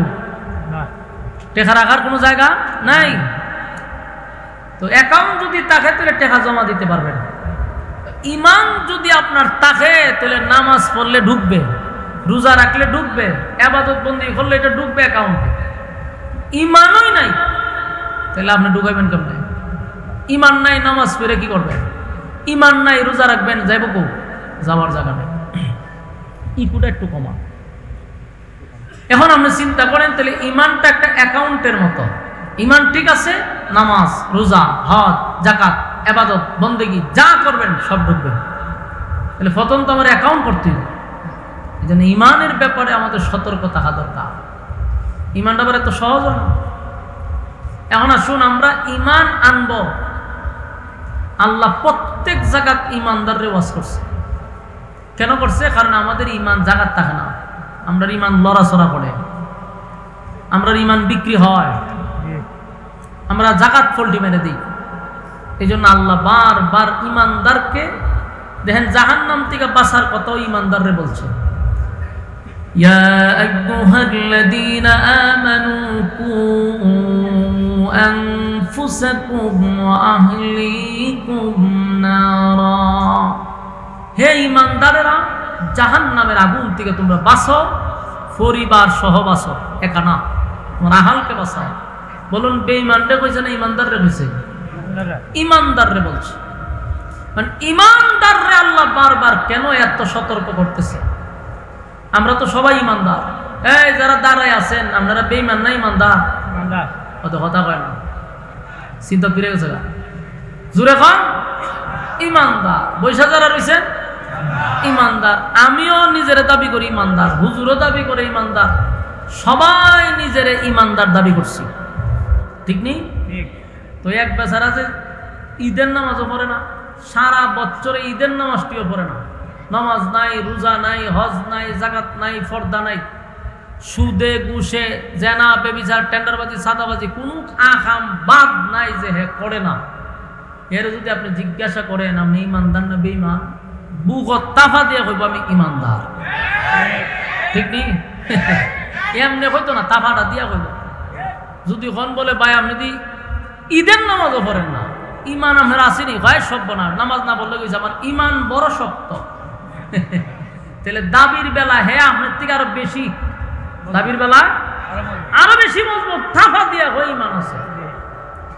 তাহলে এখন আমরা একটা প্রশ্ন জাগে না, সুদ করেও কয় ইমানদার, ঘুষ করেও কয় ইমানদার, বেনামাজিও কয় ইমানদার, বেফরদাওয়ালাও কয় ইমানদার, টেন্ডারবাজেও কয় ইমানদার, সাদাবাজেও কয় ইমানদার, দুর্নীতিবাজেও কয় ইমানদার, জেনা করেও কয় ইমানদার, ইমাম সাহেবও কয় ইমানদার, বক্তায়ও কয় ইমানদার, ফির সাহেবও কয় ইমানদার, সবই ইমানদার। বেঈমান গো কথা হয় না, যে রে কয় হেও কয় আমি ইমানদার, তো বেঈমানটা গেল গো। সম্মানিত সুধী, শুধু সাবাবাজি করে দাবি করলে তো হবে না, বাস্তবায়ন হতে হবে। আমি দাবি করলাম ইমানদার, কিন্তু আসলে কি আমি ইমানদার? গাইন জায়গায় 3 ওয়াক্ত, হেরে নাম পালাইছে ফুলের মতো পবিত্র, এই কথা বলে তো দাবি করা যাবে, কিন্তু অরিজিনালি কি আমরা ইমানদার হইতে পারবো? দাবি দিয়া ইমানদার হওয়া যায়। ইমানদারের ইমানই পরীক্ষা হয়। কথা কি বুঝতেছেন? আচ্ছা, জ্বর উঠেনি আপনারা? তাফ জ্বর উঠলে ফার্মেসির থেকে ডাক্তার আনলে ডাক্তারে ব্যাগ থেকে দেখবেন একটা কলম বাইর করে, এটা বগলের নিচে ঢুকায় রাখে, এটার নাম হইল থার্মোমিটার। বলুন কি মিটার? এটারে কয় জ্বর মাপার মেশিন। তো এই থার্মোমিটার ওই জিব্বার নিচে দেয় আর নাহলে বগলের নিচে দেয়, দিয়া কতক্ষণ দইয়া কয় যে আপনার জ্বর 103 অথবা 104, যে মেশিনটা দিয়া মাফে এটার নাম হলো থার্মোমিটার। তো জ্বর মাপার মেশিন থাকার কারণে জ্বর কত আপনি না বললেও বাইর করুন যায়, কথা কই না জি? আপনি যতক্ষণ বলেন না আমার জ্বর বেশি না, কিন্তু মাইপটা দেখা যায় আপনার জ্বর সর্বোচ্চ, এটা মাফার মেশিন আছে। কিন্তু ইমান মাফার মেশিন তো নাই। ইমান মাফার মেশিন না থাকার কারণে সুদকুরেরাও হয় ইমানদার, ঘুষকুরেরাও হয় ইমানদার, বেনামাজিরাও হয় ইমানদার, জেনাকুররাও হয় ইমানদার। কেন কয়? মাফার মেশিন নাই। ওই আমার কথা বুঝুন না আপনারা? একটু হানা করেন না কা? মেশিন না থাকার কারণে দাবিটা করার সুযোগ পাইছে, কথা কথা। যদি মেশিন থাকতো তাহলে দাবি করতে পারতো? আমি যে বক্তাইছি ওয়াজ করতাম, আমি ইমানদার দাবি করতে পারতাম না যদি মেশিন থাকতো। আমি যখন স্টেজে উঠলাম হইলে তখন বলে হুজুর একটু খারুনছেন, আপনি ওয়াজ করবেন পরে আগে বগলের নিচে একটু আলগি দেন। তো দেখতে না বলে তুললে আমার বগল আলগি বেড়ে দিছে, আলগি মাইরে মেশিন একটা ঢুকাই দিছে, দিয়া হয় একটু খারে তেমন খারো রইলাম, টান্দা বাইর করে হয়তো হুজুর আপনার ইমান জিরো, ওয়াজ করানো লাগতো না, বাদ যান ইজ্জত লইয়া তাড়াতাড়ি বাড়িতে যাই। ধরা খাইলাম বলে নি ইমাম সাহেব নামাজ পড়াই, তো ইমাম সাহেব নামাজ পড়াইবার আগে বগলের নিচে খাটি ঢুকাই দিছে। আগে পরীক্ষা করে পরীক্ষা করে দেখতো ইমান জিরো। ইমাম সাহেব ইমামতিত না দিয়া হয়তো মান সম্মান থাকতে বেগ লইয়া বাড়ি যায়, ঠিক নেই? নেতা এসে বক্তব্য দিত, হয়তো বক্তব্য দিবি পড়ে আগে তোরা যে মানছে ফুলের মতো পবিত্র হয়, আমরা মিঠাটা লাগাই দেখে লই, বগলের নিচে আলগি দিয়া ঢুকাই দেখতো যে ইমান জিরো। হয়তো নেতাগিরি করবে পরে আগে এখান থেকে ভাগ, নাহলে বেজ্জুতি হবি, ঠিক নেই? ফিরাইলে মুরিদ করবার লাগিয়া বলে মুরিদ করবি পরে, ভাও টিপব তোর পরে, আগে তোর ইমান মাইপা লই। ইমান মাইপা দেখা যায় ইমান জিরো, ফিরে ঘরের ভিতরে অর্ধেক জুতাটা বাইরে বাইরে বাইরে, ঠিক নেই? তাহলে এই মিশিংটা না থাকার কারণে সর্বমহলের মানুষ নিজের ইমানদার দাবি করে। আওয়াজ দেন কেন? মাফার মিশিং নাই, তাই সাবাবাজি যার মনে চায় সেও করতেছে। 3 বেলা গাঞ্জা খায় মুস লাল হয়ে গেছে, হ্যাঁ নিজের ইমানদার দাবি করে। কেন দাবি করে? মিশিং নাই, কেউ প্রমাণ করতাম তো না হ্যাঁ গাঞ্জা খাইলে কি হইব, কিন্তু হ্যাঁ নিজের দাবি করে ইমানদার। আল্লাহ হয় মিশিংটা দিছি না কেন? আমি বান্দাদেরকে মানুষের সামনে বেইজ্জতি করতে চাই না, তোর ইজ্জত আর সম্মান আমি রক্ষা করার জন্য এই মিশিং পাঠাই নেই। কারণ তোর মনের অবস্থা তুই ভালো করে জানোস, নিজেকে নিজে শুধরানোর জন্য আল্লাহ আমাদেরকে এই মিশিং দেয় নাই। দিলে তো কেউ আর ভালো থাকলো, নইলে কেউ আর বড় গলায় কথা বলতে পারতো না। এই জন্য আল্লাহ হয় বান্দা আমি তোরে মানুষের সামনে লজ্জা দিই না, নিজে শুধরায় যাও। ইমান এমন এক জিনিস, দুনিয়ার সব কিছুর ব্যাপারে ছাড় চলে, ইমানের ব্যাপারে কোনো ছাড় নাই। একটা পাইলাম ইমান। এবার আসুন 2 নম্বর হলো নেক আমল। নেক আমল আমাদের জীবনে দরকার আছে না নাই? দুনিয়াতে যার টাকা আছে তার দাম আছে, টাকা ছাড়া এই দুনিয়াতে অন দাম পাওয়া যায় না। বাস্তব না বাস্তব? টাকা ছাড়া মা বাপের কাছে সন্তানের দাম নাই। এখন বেকার কদিন থেকে দেখেন করো, দেখবেন মা বাপুই সন্তান দেখতে পারে না। তাহলে এই দুনিয়ায় চলতে গেলেও ভাই টাকা লাগে। যার টাকা আছে তার দাম আছে, যার টাকা নাই দাম নাই। আর পরকালের সিস্টেম হলো যার নেক আছে তার দাম আছে, যার নেকি নাই তার 4 পয়সার কোনো দাম নাই। তাহলে আমাদের জীবনের নেক আমলের দরকার আছে না নাই? আল্লাহ বলেন আমি তোমাদেরকে দুনিয়ায় পাঠাইছি নেক আমল করার জন্য। তোমরা গোলামি শুধুমাত্র কেবলমাত্র আমার করবা, আর তাম সৃষ্টি জগৎ আমি তোমাদের গোলামি করার জন্য বানাইছি। সুবহানাল্লাহ থাকলে বলতে পারেন আল্লাহ আমরা অনর্থক বানাইছে। আফাহাসিবতুম আন্নামা খালাকনাকুম আবাসাও ওয়া আন্নাকুম ইলাইনা লা তুরজাউন। রব্বে কারীম বলেন অনর্থক দুনিয়ার জমিনে আমি পাঠাইনি। ক্ষণস্থায়ী দুনিয়া, এই দুনিয়া চিরস্থায়ী না, এটা তো বিশ্বাস করে। পৃথিবীর সব মানুষ একটা বিষয়ে একমত, এটা হলো পৃথিবী চিরস্থায়ী না, এটা ক্ষণস্থায়ী, থাকার জায়গা না। আমার আগেও কেউ থাকতে পারল না, আমার পরেও কেউ থাকতে পারবে না। দুনিয়া চিরস্থায়ী নয় গো, ক্ষণস্থায়ী, চলে যেতে হবে। তাহলে আমরা কেন আসলাম, এই বিষয়টা আমাদের মাথায় রাখা দরকার। খাওয়ার জন্য আল্লাহ বানায় নাই, ঘুমানোর জন্য মালিক আমাদেরকে বানায় নাই, তাহলে বানাইলো কেন? ওয়ামা খালাকতুল জিন্না ওয়াল ইনসা ইল্লা লিয়াবুদুন। দুইটা জাতিরে আমি আল্লাহ শুধুমাত্র কেবলমাত্র আমার গোলামির জন্য বানাইছি। বান্দারে, আমার গোলামি ছাড়া বিকল্প কোন রাস্তা যদি চলস, এই রাস্তা ভালো হবে না। বারবার তোদেরকে আমি সতর্ক করে দিলাম, আমি কিন্তু বানাইছি ইবাদতের জন্য। আর সমগ্র পৃথিবীর যত সৃষ্টি জগৎ আছে, সূর্য চন্দ্র গ্রহ নক্ষত্র পাহাড় পর্বত সাগর নদী নালা খাল বিল কীট পতঙ্গ, সব বানাইছি বান্দা তোর গোলামির জন্য। আমার যুবক ভাইরা, এই পৃথিবী চিরস্থায়ী না, ক্ষণস্থায়ী। দুইটা জিনিস লইয়া আমাদের যাইতে হবে। একটা হলো ঈমান, আরেকটা হলো নেকামল। এই পৃথিবীর থেকে যেদিন চিরবিদায় হয়ে চলে যাব, যদি জাররা পরিমাণ ঈমান লইয়াও কবরে যাইতে পারি রে, জাররা পরিমাণ, আল্লাহর নবী বলেন একদিন বান্দারে আল্লাহ জান্নাতে ঢুকাবে শুধুমাত্র জাররা পরিমাণ ঈমান থাকার কারণে। দুইটা জিনিস লইয়া যদি যাইতে পারে, ঈমান আর আমল। গুনার কারণে মানুষ শাস্তি পাবে, কিন্তু জাররা পরিমাণ ঈমান থাকার কারণে মালিক তারে জান্নাত দিবে। ঈমান বড় মারাত্মক।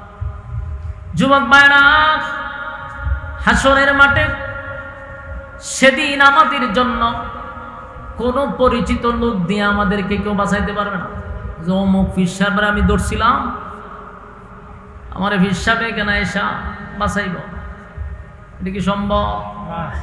আমার যুবক ভাইরা, হাসরের মাঠে কেউ কারো হবে না। ইয়াউমা ইয়াফিরুল মারউ মিন আখিহি ওয়া উম্মিহি ওয়া আবি ওয়া সাহিবাতিহি ওয়া বানি। হাসরের মাঠে মাই তো তার সন্তানের পরিচয় দিবে না, বাবা তার সন্তানের পরিচয় দিবে না। মার থেকে কি মাসির আদর বেশি? ওহ, কথা হয় না। আপনারা কি আমার ওয়াজ বুঝে? প্যান্ডেলে কি আওয়াজ যায়? হ্যাঁ, আপনারা না আওয়াজ তো কম কা ওয়াজ দিয়ে শুনেন, আমার তো কাউন্টার দিতে যা হওয়া বুঝতেছি। বলুন, মার থেকে কি মাসির আদর বেশি? যদি মার থেকে মাসির আদরটা বেশি হয়, বুঝবেন সন্দেহ আছে, ঠিক নেই? মা নিজেই সন্তানের পরিচয় দিবে না। সন্তান মার কাছে গিয়া বলবে, মা গো আমি তোমার সন্তান। কিয়ামতের কঠিন ময়দানে একটা মুসিবতে পড়ছি, মা হইয়া যদি সন্তানের পাশে তুমি দাঁড়াইতা, মা সন্তানকে ভালো করে চিনবে, কিন্তু একটা নেকির ভয়ে সন্তানকে পরিচয় দিবে না। কি বুঝলেন? মা নিজের সন্তানকে একটা নেকির কারণে পরিচয় দেয় না। বাবার কাছে যাবে, বাবাও চিন্তা করবো যদি অন পরিচয় দেই, বলে হ তুই আমার ছেলে আসিনি, আমার কাছে তো নেকির কি বুঝে, এলে আমি বিয়েই করছি না, ফুলাইব করতে। যুবক ভাইরা চিন্তা করেন, আসরের মাঠ এটা কত ভয়ঙ্কর। এই মা তার সন্তানকে পরিচয় দেয় না, বাবা সন্তানের পরিচয় দেয় না, তার মানে কেউ কারো হবে না। মা তার সন্তানের পাশে যদি না দাঁড়ায়, বাবা যদি তার সন্তানের পাশে না দাঁড়ায়, কোনো পীর দাঁড়াবে না। এটা লিখে রাখেন, কোন পীর আপনার পাশে দাঁড়াবে না। আমার আমল লইয়া আমার কবরে যেতে হবে, আমার জবাব আমার দিতে হবে। এটা দুনিয়া না যে বড় ভাই ছোট ভাই অমুক নেতা তমুক নেতা দিয়া আমি এখানে যাবজ্জীবন যা লইছে এবার 5 বছর রেখে বাইর করে লইছে। কারণ বড় ভাই আছে, ছোট ভাই আছে। হাসরের মাঠে কি সম্ভব? এখানে কথা কই কেন ভাই? সবচেয়ে বিরক্ত হইলো কথা কওয়াটা। তোমরা বালানা রাতে বাইকে ঘুমাইবার না, কথা কওয়া শুরু করছে, কক কক কক কক আরম্ভ দিয়েছে। কথা বন্ধ করেন, গুরুত্বপূর্ণ কথা মনোযোগ দিয়ে শুনেন, খুব গুরুত্বপূর্ণ কথা। আপনি চিন্তা করেন যাবজ্জীবন জেল হয়েছে, কিন্তু কদিনের ভিতরে বেরিয়েছে 5 বছরের ভিতরে। কেন বেরিয়েছে? ছোট ভাই আছে, বড় ভাই আছে, ফাতি নেতা আছে, বড় নেতা আছে। হাসরের মাঠে মামলা লড়ার জন্য কেউ দাঁড়াবে না। আপনার আপন ভাই আপন মা বাবাও যাবে না। আপনি নিজেরই প্রশ্ন করেন, যেখানে মা যায় না বাবা যায় না, ফির যাবো নি? তাহলে ভুয়া। আমার ইবাদত, আমার আখলাক নিয়ে আমার ইবাদত বন্দেগী নিয়ে যখন আমি কবরে যাব, আমার জবাবটা আমি দিব, কেউ আমার পাশে দাঁড়াবে না। আল্লাহ রাব্বুল আলামিন বলেন, সেই কঠিন মুসিবতের দিনে যদি ইবাদত থাকে, নেক আমল থাকে, নেক আমলের পাল্লা যদি বাড়ি হয় গো, ওয়াদা দিলাম জান্নাতুল ফিরদাউসের মেহমান বানাবো। এক নাম্বার হলো ঈমান। ইন্নাল্লাযীনা আমানু, বান্দা তোমরা ঈমান আনো। ঈমান আনবো, কার মতো ঈমান আনবো? আল্লাহ বলেন আমিনু কামা আমানান নাস। ঈমান আনো ওই মানুষের মতো যারা ঈমান আনছে, তাদের মতো ঈমান আনো। তারা কারা রে? সাহাবায়ে কেরাম। সাহাবায়ে কেরামদের মতো তোমরা ঈমান আনো। যারা ঈমান আনছে, ঈমানের বিনিময়ে জীবন দিছে, ঈমান দেয় নাই। ঈমানের জন্য জীবন দিল, ঈমান দেয় নাই। তাই প্রত্যেকটা মানুষ যাদেরকে নিজেরা ঈমানদার দাবি করব, লেখা রাখেন আল্লাহ ঈমানের পরীক্ষা নিবে। কথা হয় না? ঈমানের পরীক্ষা নিবে গো। ঈমানের পরীক্ষা ছাড়া কোনো মানুষ আপনারা পাস করতে পারবেন না। পরীক্ষা হবে, এটা নিশ্চিত। যেই মানুষগুলারে আল্লাহ দুনিয়ায় জান্নাতের সার্টিফিকেট দিল, তারাও পরীক্ষা দিছে না? বিনা পরীক্ষা পরীক্ষা। তুমি আর আমিও ঈমানদার দাবি করব, আর পরীক্ষা হবে না, এটা সম্ভব না। আল্লাহ কাউরে গরিব বানায়া পরীক্ষা করবে, গরিব বানাইয়া পরীক্ষা করবে। বুঝে নিতে হবে গরিব হওয়াটাই আমার সাবজেক্ট, এটাই আমার পরীক্ষা। এই সাবজেক্টেই আমাকে পাস করতে হবে। আল্লাহ কাউরে ধনী বানাইব, কোটি কোটি কোটি হাজার কোটি টাকার মালিক বানাইতে পারে। বুঝে নিতে হবে এটাই আমার সাবজেক্ট, এখানেই পাস করতে হবে। কাউরে মালিক অসুস্থতা দিবে, বছরের পর বছর খালি অসুস্থ, এরকম মানুষ আছে না? আবার কাউরে মালিক পেরেশানির মধ্যে রাখে, মুসিবত, খালি মুসিবত। বুঝে নিতে হবে এটাই তোমার একটা পরীক্ষার সাবজেক্ট। সর্বহালতে আমরা বলবো আলহামদুলিল্লাহ, কারণ গরিব বানাইয়াও পরীক্ষা নিতে পারে। কথা হয় না? মেরা দিল তলব রহা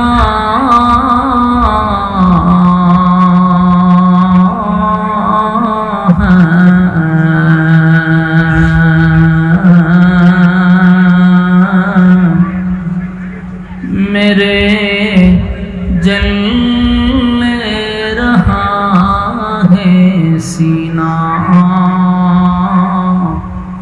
ये दवा वही मिलेंगी, मुझे ले चलो मदीना। बलगल बिकमालिही कशफत तुजा बिजमाली, हसनत जमीअ खिसालिही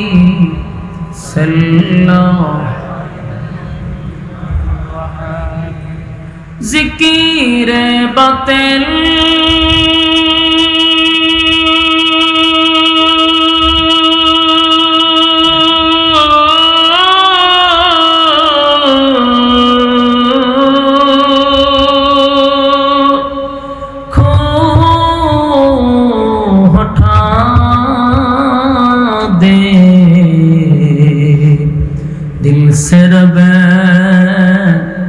जिक्र में तेरे लगा दे रोज शाब ला इलाहा इल्लल्लाह ला इलाहा ला इलाहा ला इलाहा इल्लल्लाह ला इलाहा ला इलाहा इल्लल्लाह ला इलाहा ला इलाहा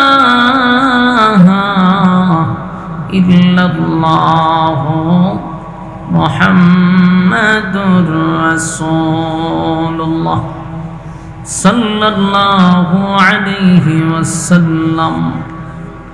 আলহামদুলিল্লাহ, ব্রাহ্মণবাড়িয়া জেলার অন্তর্গত চান্দপুর পূর্বপাড়া বাজার আল বাইতুল আশরাফ জামের মসজিদ কমিটির উদ্যোগে আয়োজিত ও ব্যবসায়িক বৃন্দদের উদ্যোগে ওয়াজুদ ওয়ার মাহফিলের সম্মানিত সভাপতি উস্তাদুল উলামা আলহাজ হযরত মাওলানা আব্দুল মুমিন সাহেব দামাত বরকাতুহ, আরও আছেন হযরত মাওলানা মুফতি রহমতুল্লাহ সাহেব, হাজী মোহাম্মদ নাসির উদ্দিন ভুইয়া নাসির মাস্টার সাহেব, ওয়াজ করেছেন হযরত মাওলানা নজির আহমদ ফরিদি সাহেব, হযরত মাওলানা মুফতি মাহফুজুর রহমান সাহেব, হযরত মাওলানা মুফতি নাজমুল হক সাহেব, হযরত মাওলানা হাফেজ সদিকুল ইসলাম সাহেব, মুফতি নাজমুল হাসান বিন আব্দুল্লাহ সাহেব সহ অতিথিবৃন্দ, মুআজ্জাজ মুকাররম হযরত উলামায়ে কেরাম,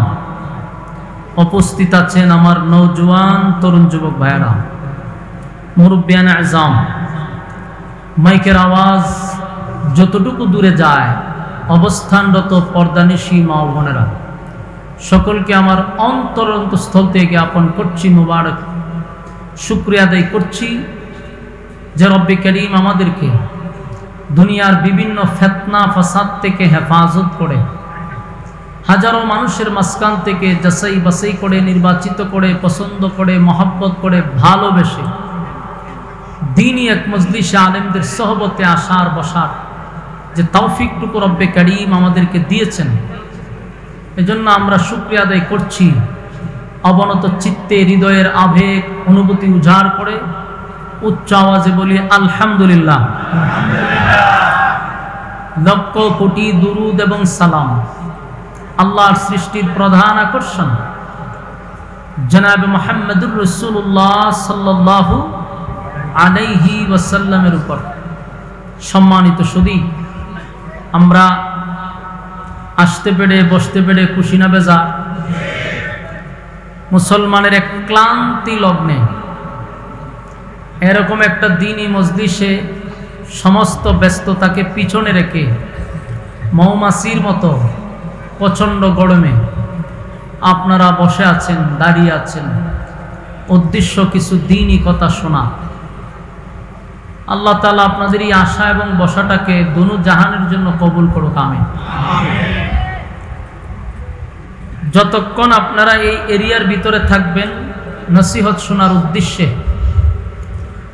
নাজালাত আলাইহিমুস সাকিনা, উপর থেকে সাকিনা রহমত নাজিল হবে। খুশি না বেজার আপনারা? গুনাহ হবে না এটাই সম্ভব, কিন্তু প্যান্ডেলের বাহিরে গেলে গুনাহ যে হবে এটাও সম্ভব। তাই গুনাহ মুক্ত পরিবেশে আমরা বসছি। আল্লাহর কাছে আমরা সবচেয়ে বড় শুকরিয়া আদায় করি যে আল্লাহ আমরা সুস্থ রাখছে। যেন আমরা শুকরিয়া আদায় করি। আলহামদুলিল্লাহ, সুস্থ থাকার কারণে আপনারা এখানে আসছেন। আপনি এবং আমার মতো কত মানুষ অসুস্থ, হসপিটালে, বিভিন্ন মানুষ বিভিন্ন জায়গায় আটকা পড়ে আছে, কিন্তু আপনারা জায়গা হচ্ছে না, দাঁড়িয়ে আছেন, মৌমাছির মতো বসে আছেন প্রচন্ড গরমের মধ্যে।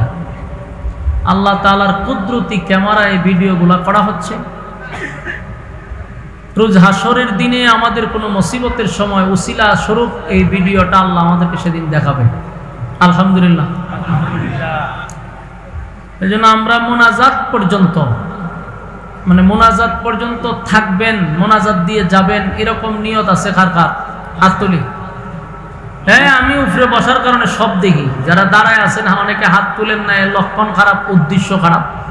হাত তুলেন একেবারে, এইভাবে দাঁড়ায় মারেন, বলেন ইনশাআল্লাহ আমরা মোনাজাত পর্যন্ত। এই যে আতলামায় ইনশাআল্লাহ কয়, আরে উদ্দেশ্য তো খারাপ। কেউ যদি আপনার বাসায় আতলামায় হাত তুলেন না, কা খালি ওয়াদাটা কোনো রকম করাই দেন, বলে ইনশাআল্লাহ মোনাজাত পর্যন্ত আমরা আছি ইনশাআল্লাহ। জায়গা পর্যন্ত আটকাই দিছে। ওয়াদা বরখেলাপ করা মুনাফিকের খাসলত। কথা কইনা দি, কেউ যদি এখন উড়ে কি হইয়া যাইব? মুনাফিক হইয়া। তে কেউ গেলে আপনারা স্লোগান দিবেন, আমি কমু কে যায় রে, আপনারা বলবেন মুনাফিক যায়। ইজ্জত থাকবো নি? হ্যাঁ, ইজ্জত বাঁচাইবার লাগে বই তখন লাগবে। মান সম্মান শেষই। বসেন, কথা আমরা না বলি আশপাশে, ভাই কথা কইেন না। কথা কইলে মনোযোগ নষ্ট হইব। কেউ আমরা কথা না বলি। যেহেতু আপনারা দাঁড়িয়ে আছেন, কেউ বসে আছেন প্রচন্ড গরমের মধ্যে, আমি ভূমিকা লম্বা না করে ডাইরেক্ট আলোচনায় ঢুকে গেলে যতক্ষণই বসলেন আলোচনার মধ্যেই থাকলেন। আমি ভূমিকা লম্বা করে আপনাদেরকে কোনো কষ্ট দিব না ইনশাআল্লাহ। আসুন আমরা আলোচনায় ঢুকে যাই। আমি আপনাদের সামনে সূরা কাহফের শেষ অংশের আয়াতগুলি তেলাওয়াত করছি। এই আয়াতকে সামনে রেখে আমরা কিছু কথা আপনাদের সামনে উপস্থাপন করতে চাই। আল্লাহ তাআলা বলনেওয়ালাকে বলার, শুননেওয়ালাকে শ্রবণ করার তৌফিক দান করুক, আমিন। আমার তেলাওয়াতকৃত আয়াতে আল্লাহ দুইটা শর্ত দিছে। বলুন শর্ত কয়টা? এইভাবে জপতে থাকবেন, তাহলে একেবারে আলোচনা মুখস্থ হয়ে যাবে। আল্লাহ আমাদেরকে শর্ত দিছে দুইটা, এবং সুসংবাদ জানাইছেন একটা। বলুন সুসংবাদ কয়টা? শর্ত কয়টা?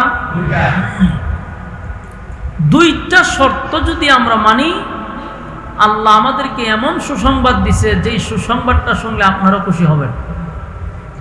আমার তেলাওয়াতকৃত আয়াত আল্লাহ বলে, ইন্নাল্লাযীনা আমানু ওয়া আমিলুস সালিহাতি কানাত লাহুম জান্নাতুল ফিরদাউসি নুজুলা। আল্লাহ বলেন দুইটা শর্ত। ইন্নাল্লাযীনা আমানু, এক নাম্বার শর্ত হলো ঈমান, দুই নাম্বার ওয়া আমিলুস সালিহাত, নেক আমল। তাহলে ঈমান আর একটা হলো নেক আমল, এটি হলো শর্ত। কানাত লাহুম জান্নাতুল ফিরদাউসি নুজুলা।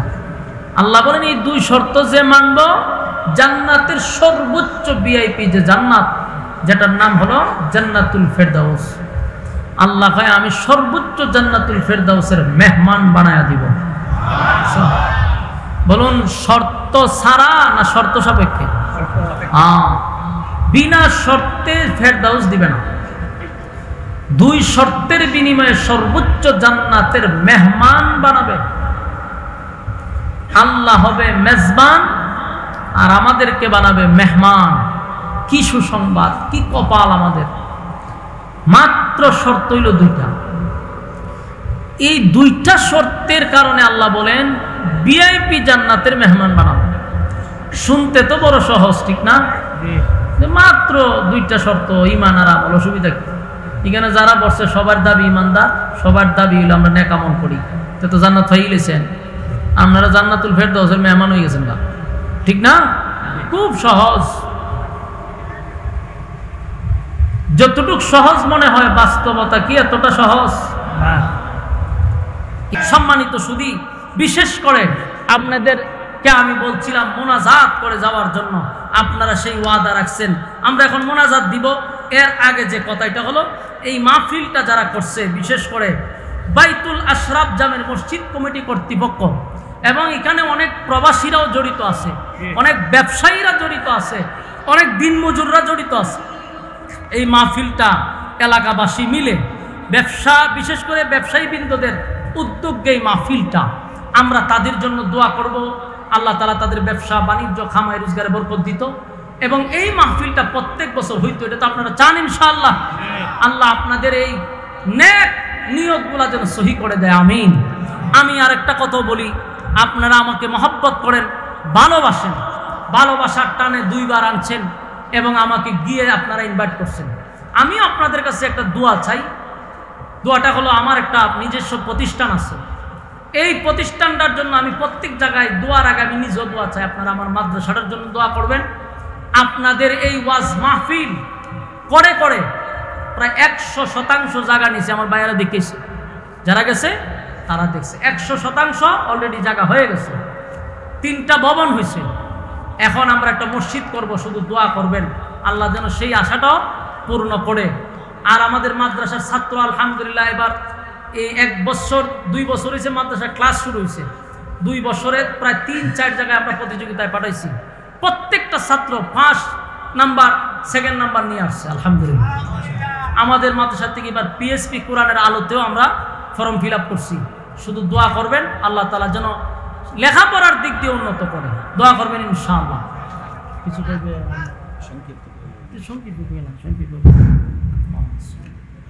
আসসালামু আলাইকুম ওয়া রাহমাতুল্লাহি ওয়া বারাকাতুহু।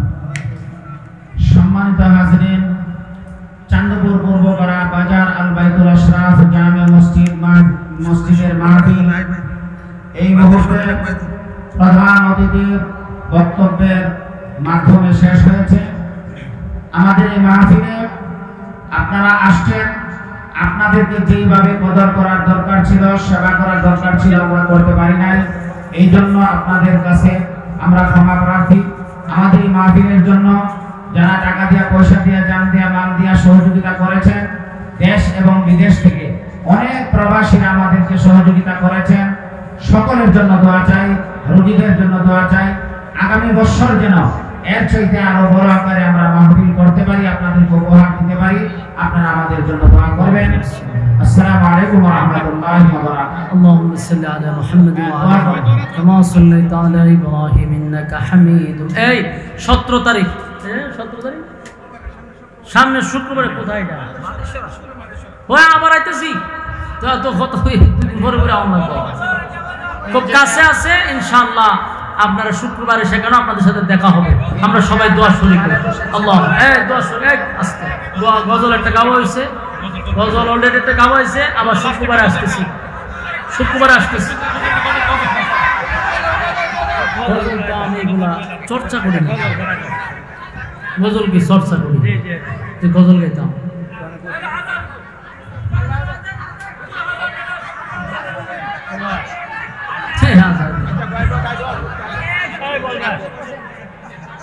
আজান তো নিষেধ, এরপর আমরা এটা আমার দিয়ে গাওয়ান, এটা তো সমস্যা। অসুবিধা না, ঠিক আছে ইনশাআল্লাহ। কিতা গজল, গজল আমি আসলে চর্চা করি না, তো সমস্যা হলেই কেন মন দেখতেছি চর্চা করুন লাগবে। হায়াতের দিন ফুরিয়ে যায় বন্ধু, তোমার নেই তো ভাবনা, তুমি আচরণ তামাশায় শয়তানের ধোকায়, তুমি আচরণ তামাশায় শয়তানের ধোকায়, তুমি আচরণ তামাশায় শয়তানের ধোকায়। ক্ষমা পাবে অনুতাপে অনুশোচনায়, হায়াতের দিন ফুরিয়ে যায়।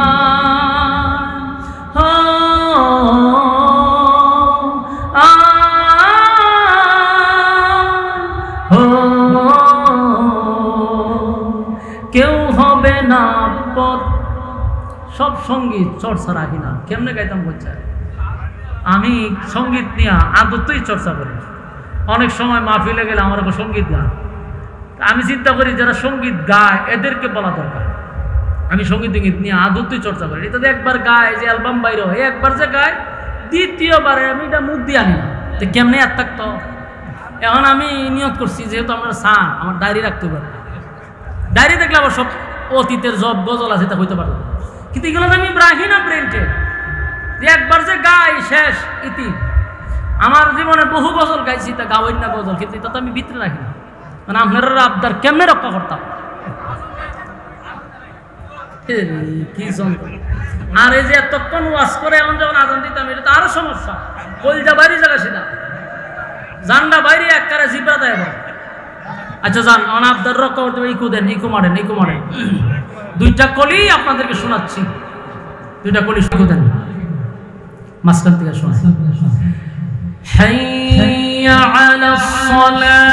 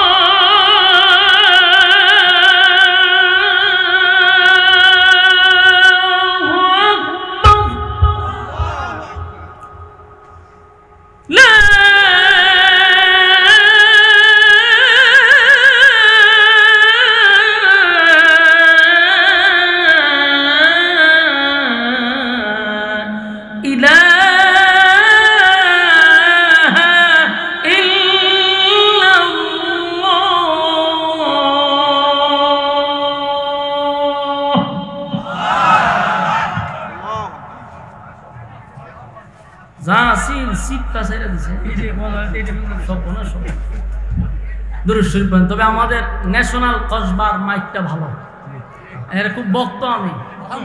যদিও আমরা তরিকার লোক বেড়া না, মাঝে মাঝে আমরা বিরুদ্ধে করতে পারে, কিন্তু আমি এদের মহব্বত। যত মাহফিল হইতেছে ন্যাশনাল আমার খুব ফেভারিট একটা মাইক। এতে এতে বুঝে সিস্টেম, বুঝে তো কোন না কোনটা করতেই এরা বুঝে। আর কোন মাইক দিয়ে ওয়াজ করলে মনটা হয় মাইকটা হলে আমার নিজের মাথা দুই বাড়ি মেরে দিই, এমন কষ্ট লাগে। তো অনেক মাইক ম্যানরা গেছে রে হুজুর আপনি কেড়ে বিরুদ্ধে বাইরে, আমি তোর বিরুদ্ধে কেড়ে করতাম, আমার কি নিজস্ব মাইক কোম্পানি আছে, আমার তো কোনো জিতাজিতি নাই, কিন্তু আমার মাইরা লাইতাছ, আমি বাঁচতে গিয়া তোর বিরুদ্ধে কম লাগে। মাইক ভালো হলে আমরা তো কেটারকাটি করার দরকার নাই। মাইকটা ভালো মাশাআল্লাহ, সাউন্ডটা মন মতো রাখলেই হয়। এরপরে কি কয় শুক্রবার আসতেছি, এটা তো ন্যাশনাল থাকবো না, মালিক বলে দিছি শুক্রবারে সব জায়গা বলে দিতেছি এ মাইক ভালো আলহামদুলিল্লাহ। দেখেন আবার শত্রু মন্ত্রী নিয়ে লাগে জায়গা। দুরূদ শরীফ পড়েন আল্লাহুম্মা সাল্লি আলা মুহাম্মদ ওয়া আলা আলি মুহাম্মদ কামা সাল্লাইতা আলা ইব্রাহিম ইন্নাকা হামিদুম মাজিদ। আল্লাহুম্মা আমিন।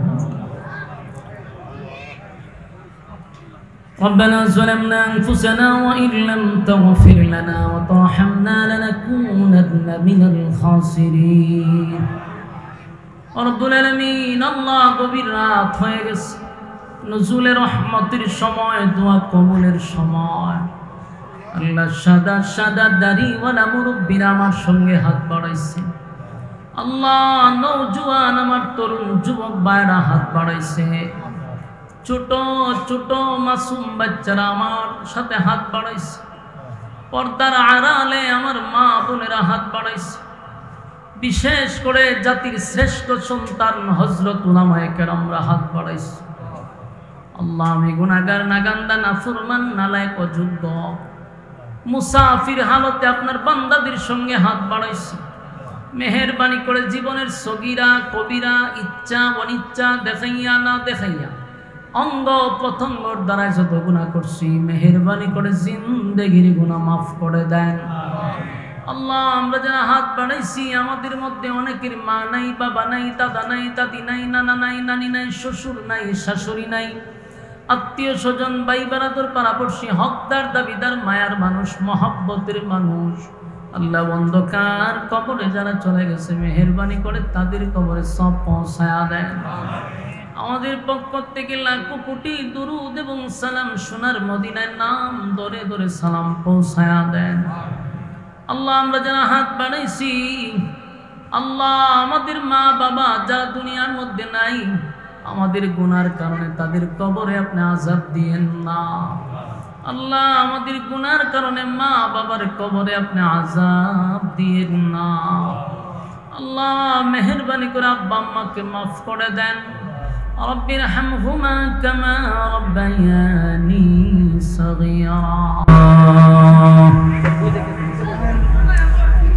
আলহামদুলিল্লাহিল আকরামিল্লাযী খালাকাল ইনসানা ওয়া কাররাম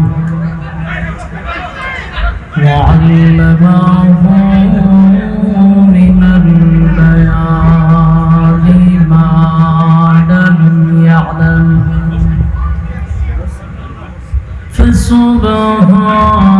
فسبحان الذي لا يحصى امتداده باللسان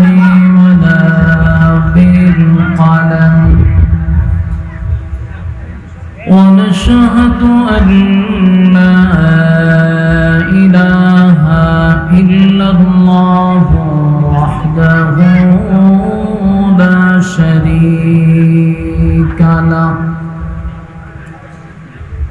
وأشهد أن سيدنا وسندنا وحبيبنا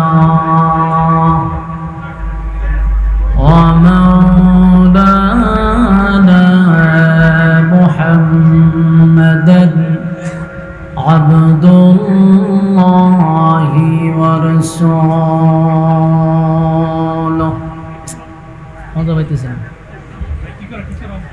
أرسله بالحق بشيرا ونذيرا وداعيا إلى الله بإذنه وسراجا منيرا.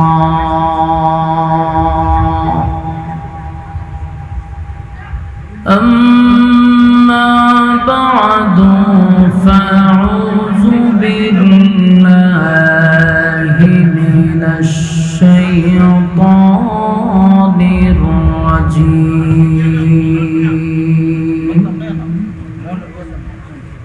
بسم الله الرحمن الرحيم.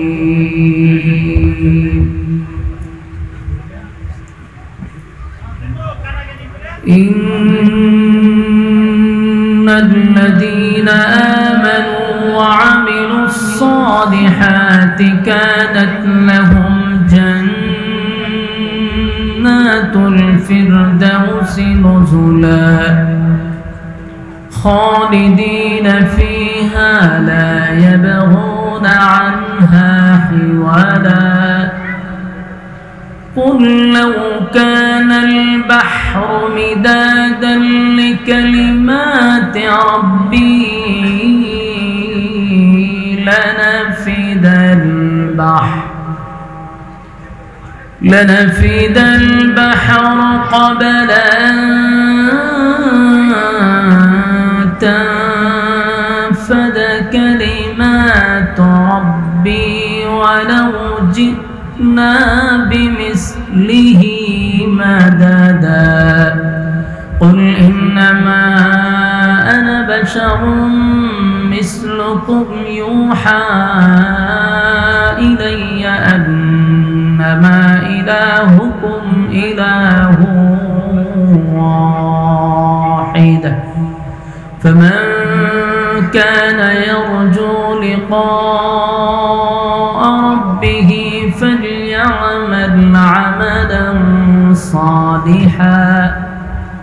فليعمل عملا صالحا ولا يشرك بعبادة ربه أحدا صدق الله العظيم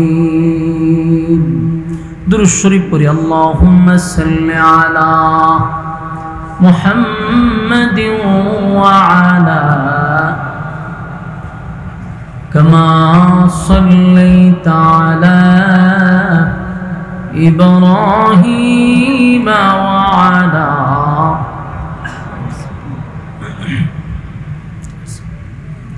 إنك حميد مجيد اللهم بارك على محمد وعلى آل محمد كما باركت على إبراهيم وعلى آل إبراهيم إنك حميد مجيد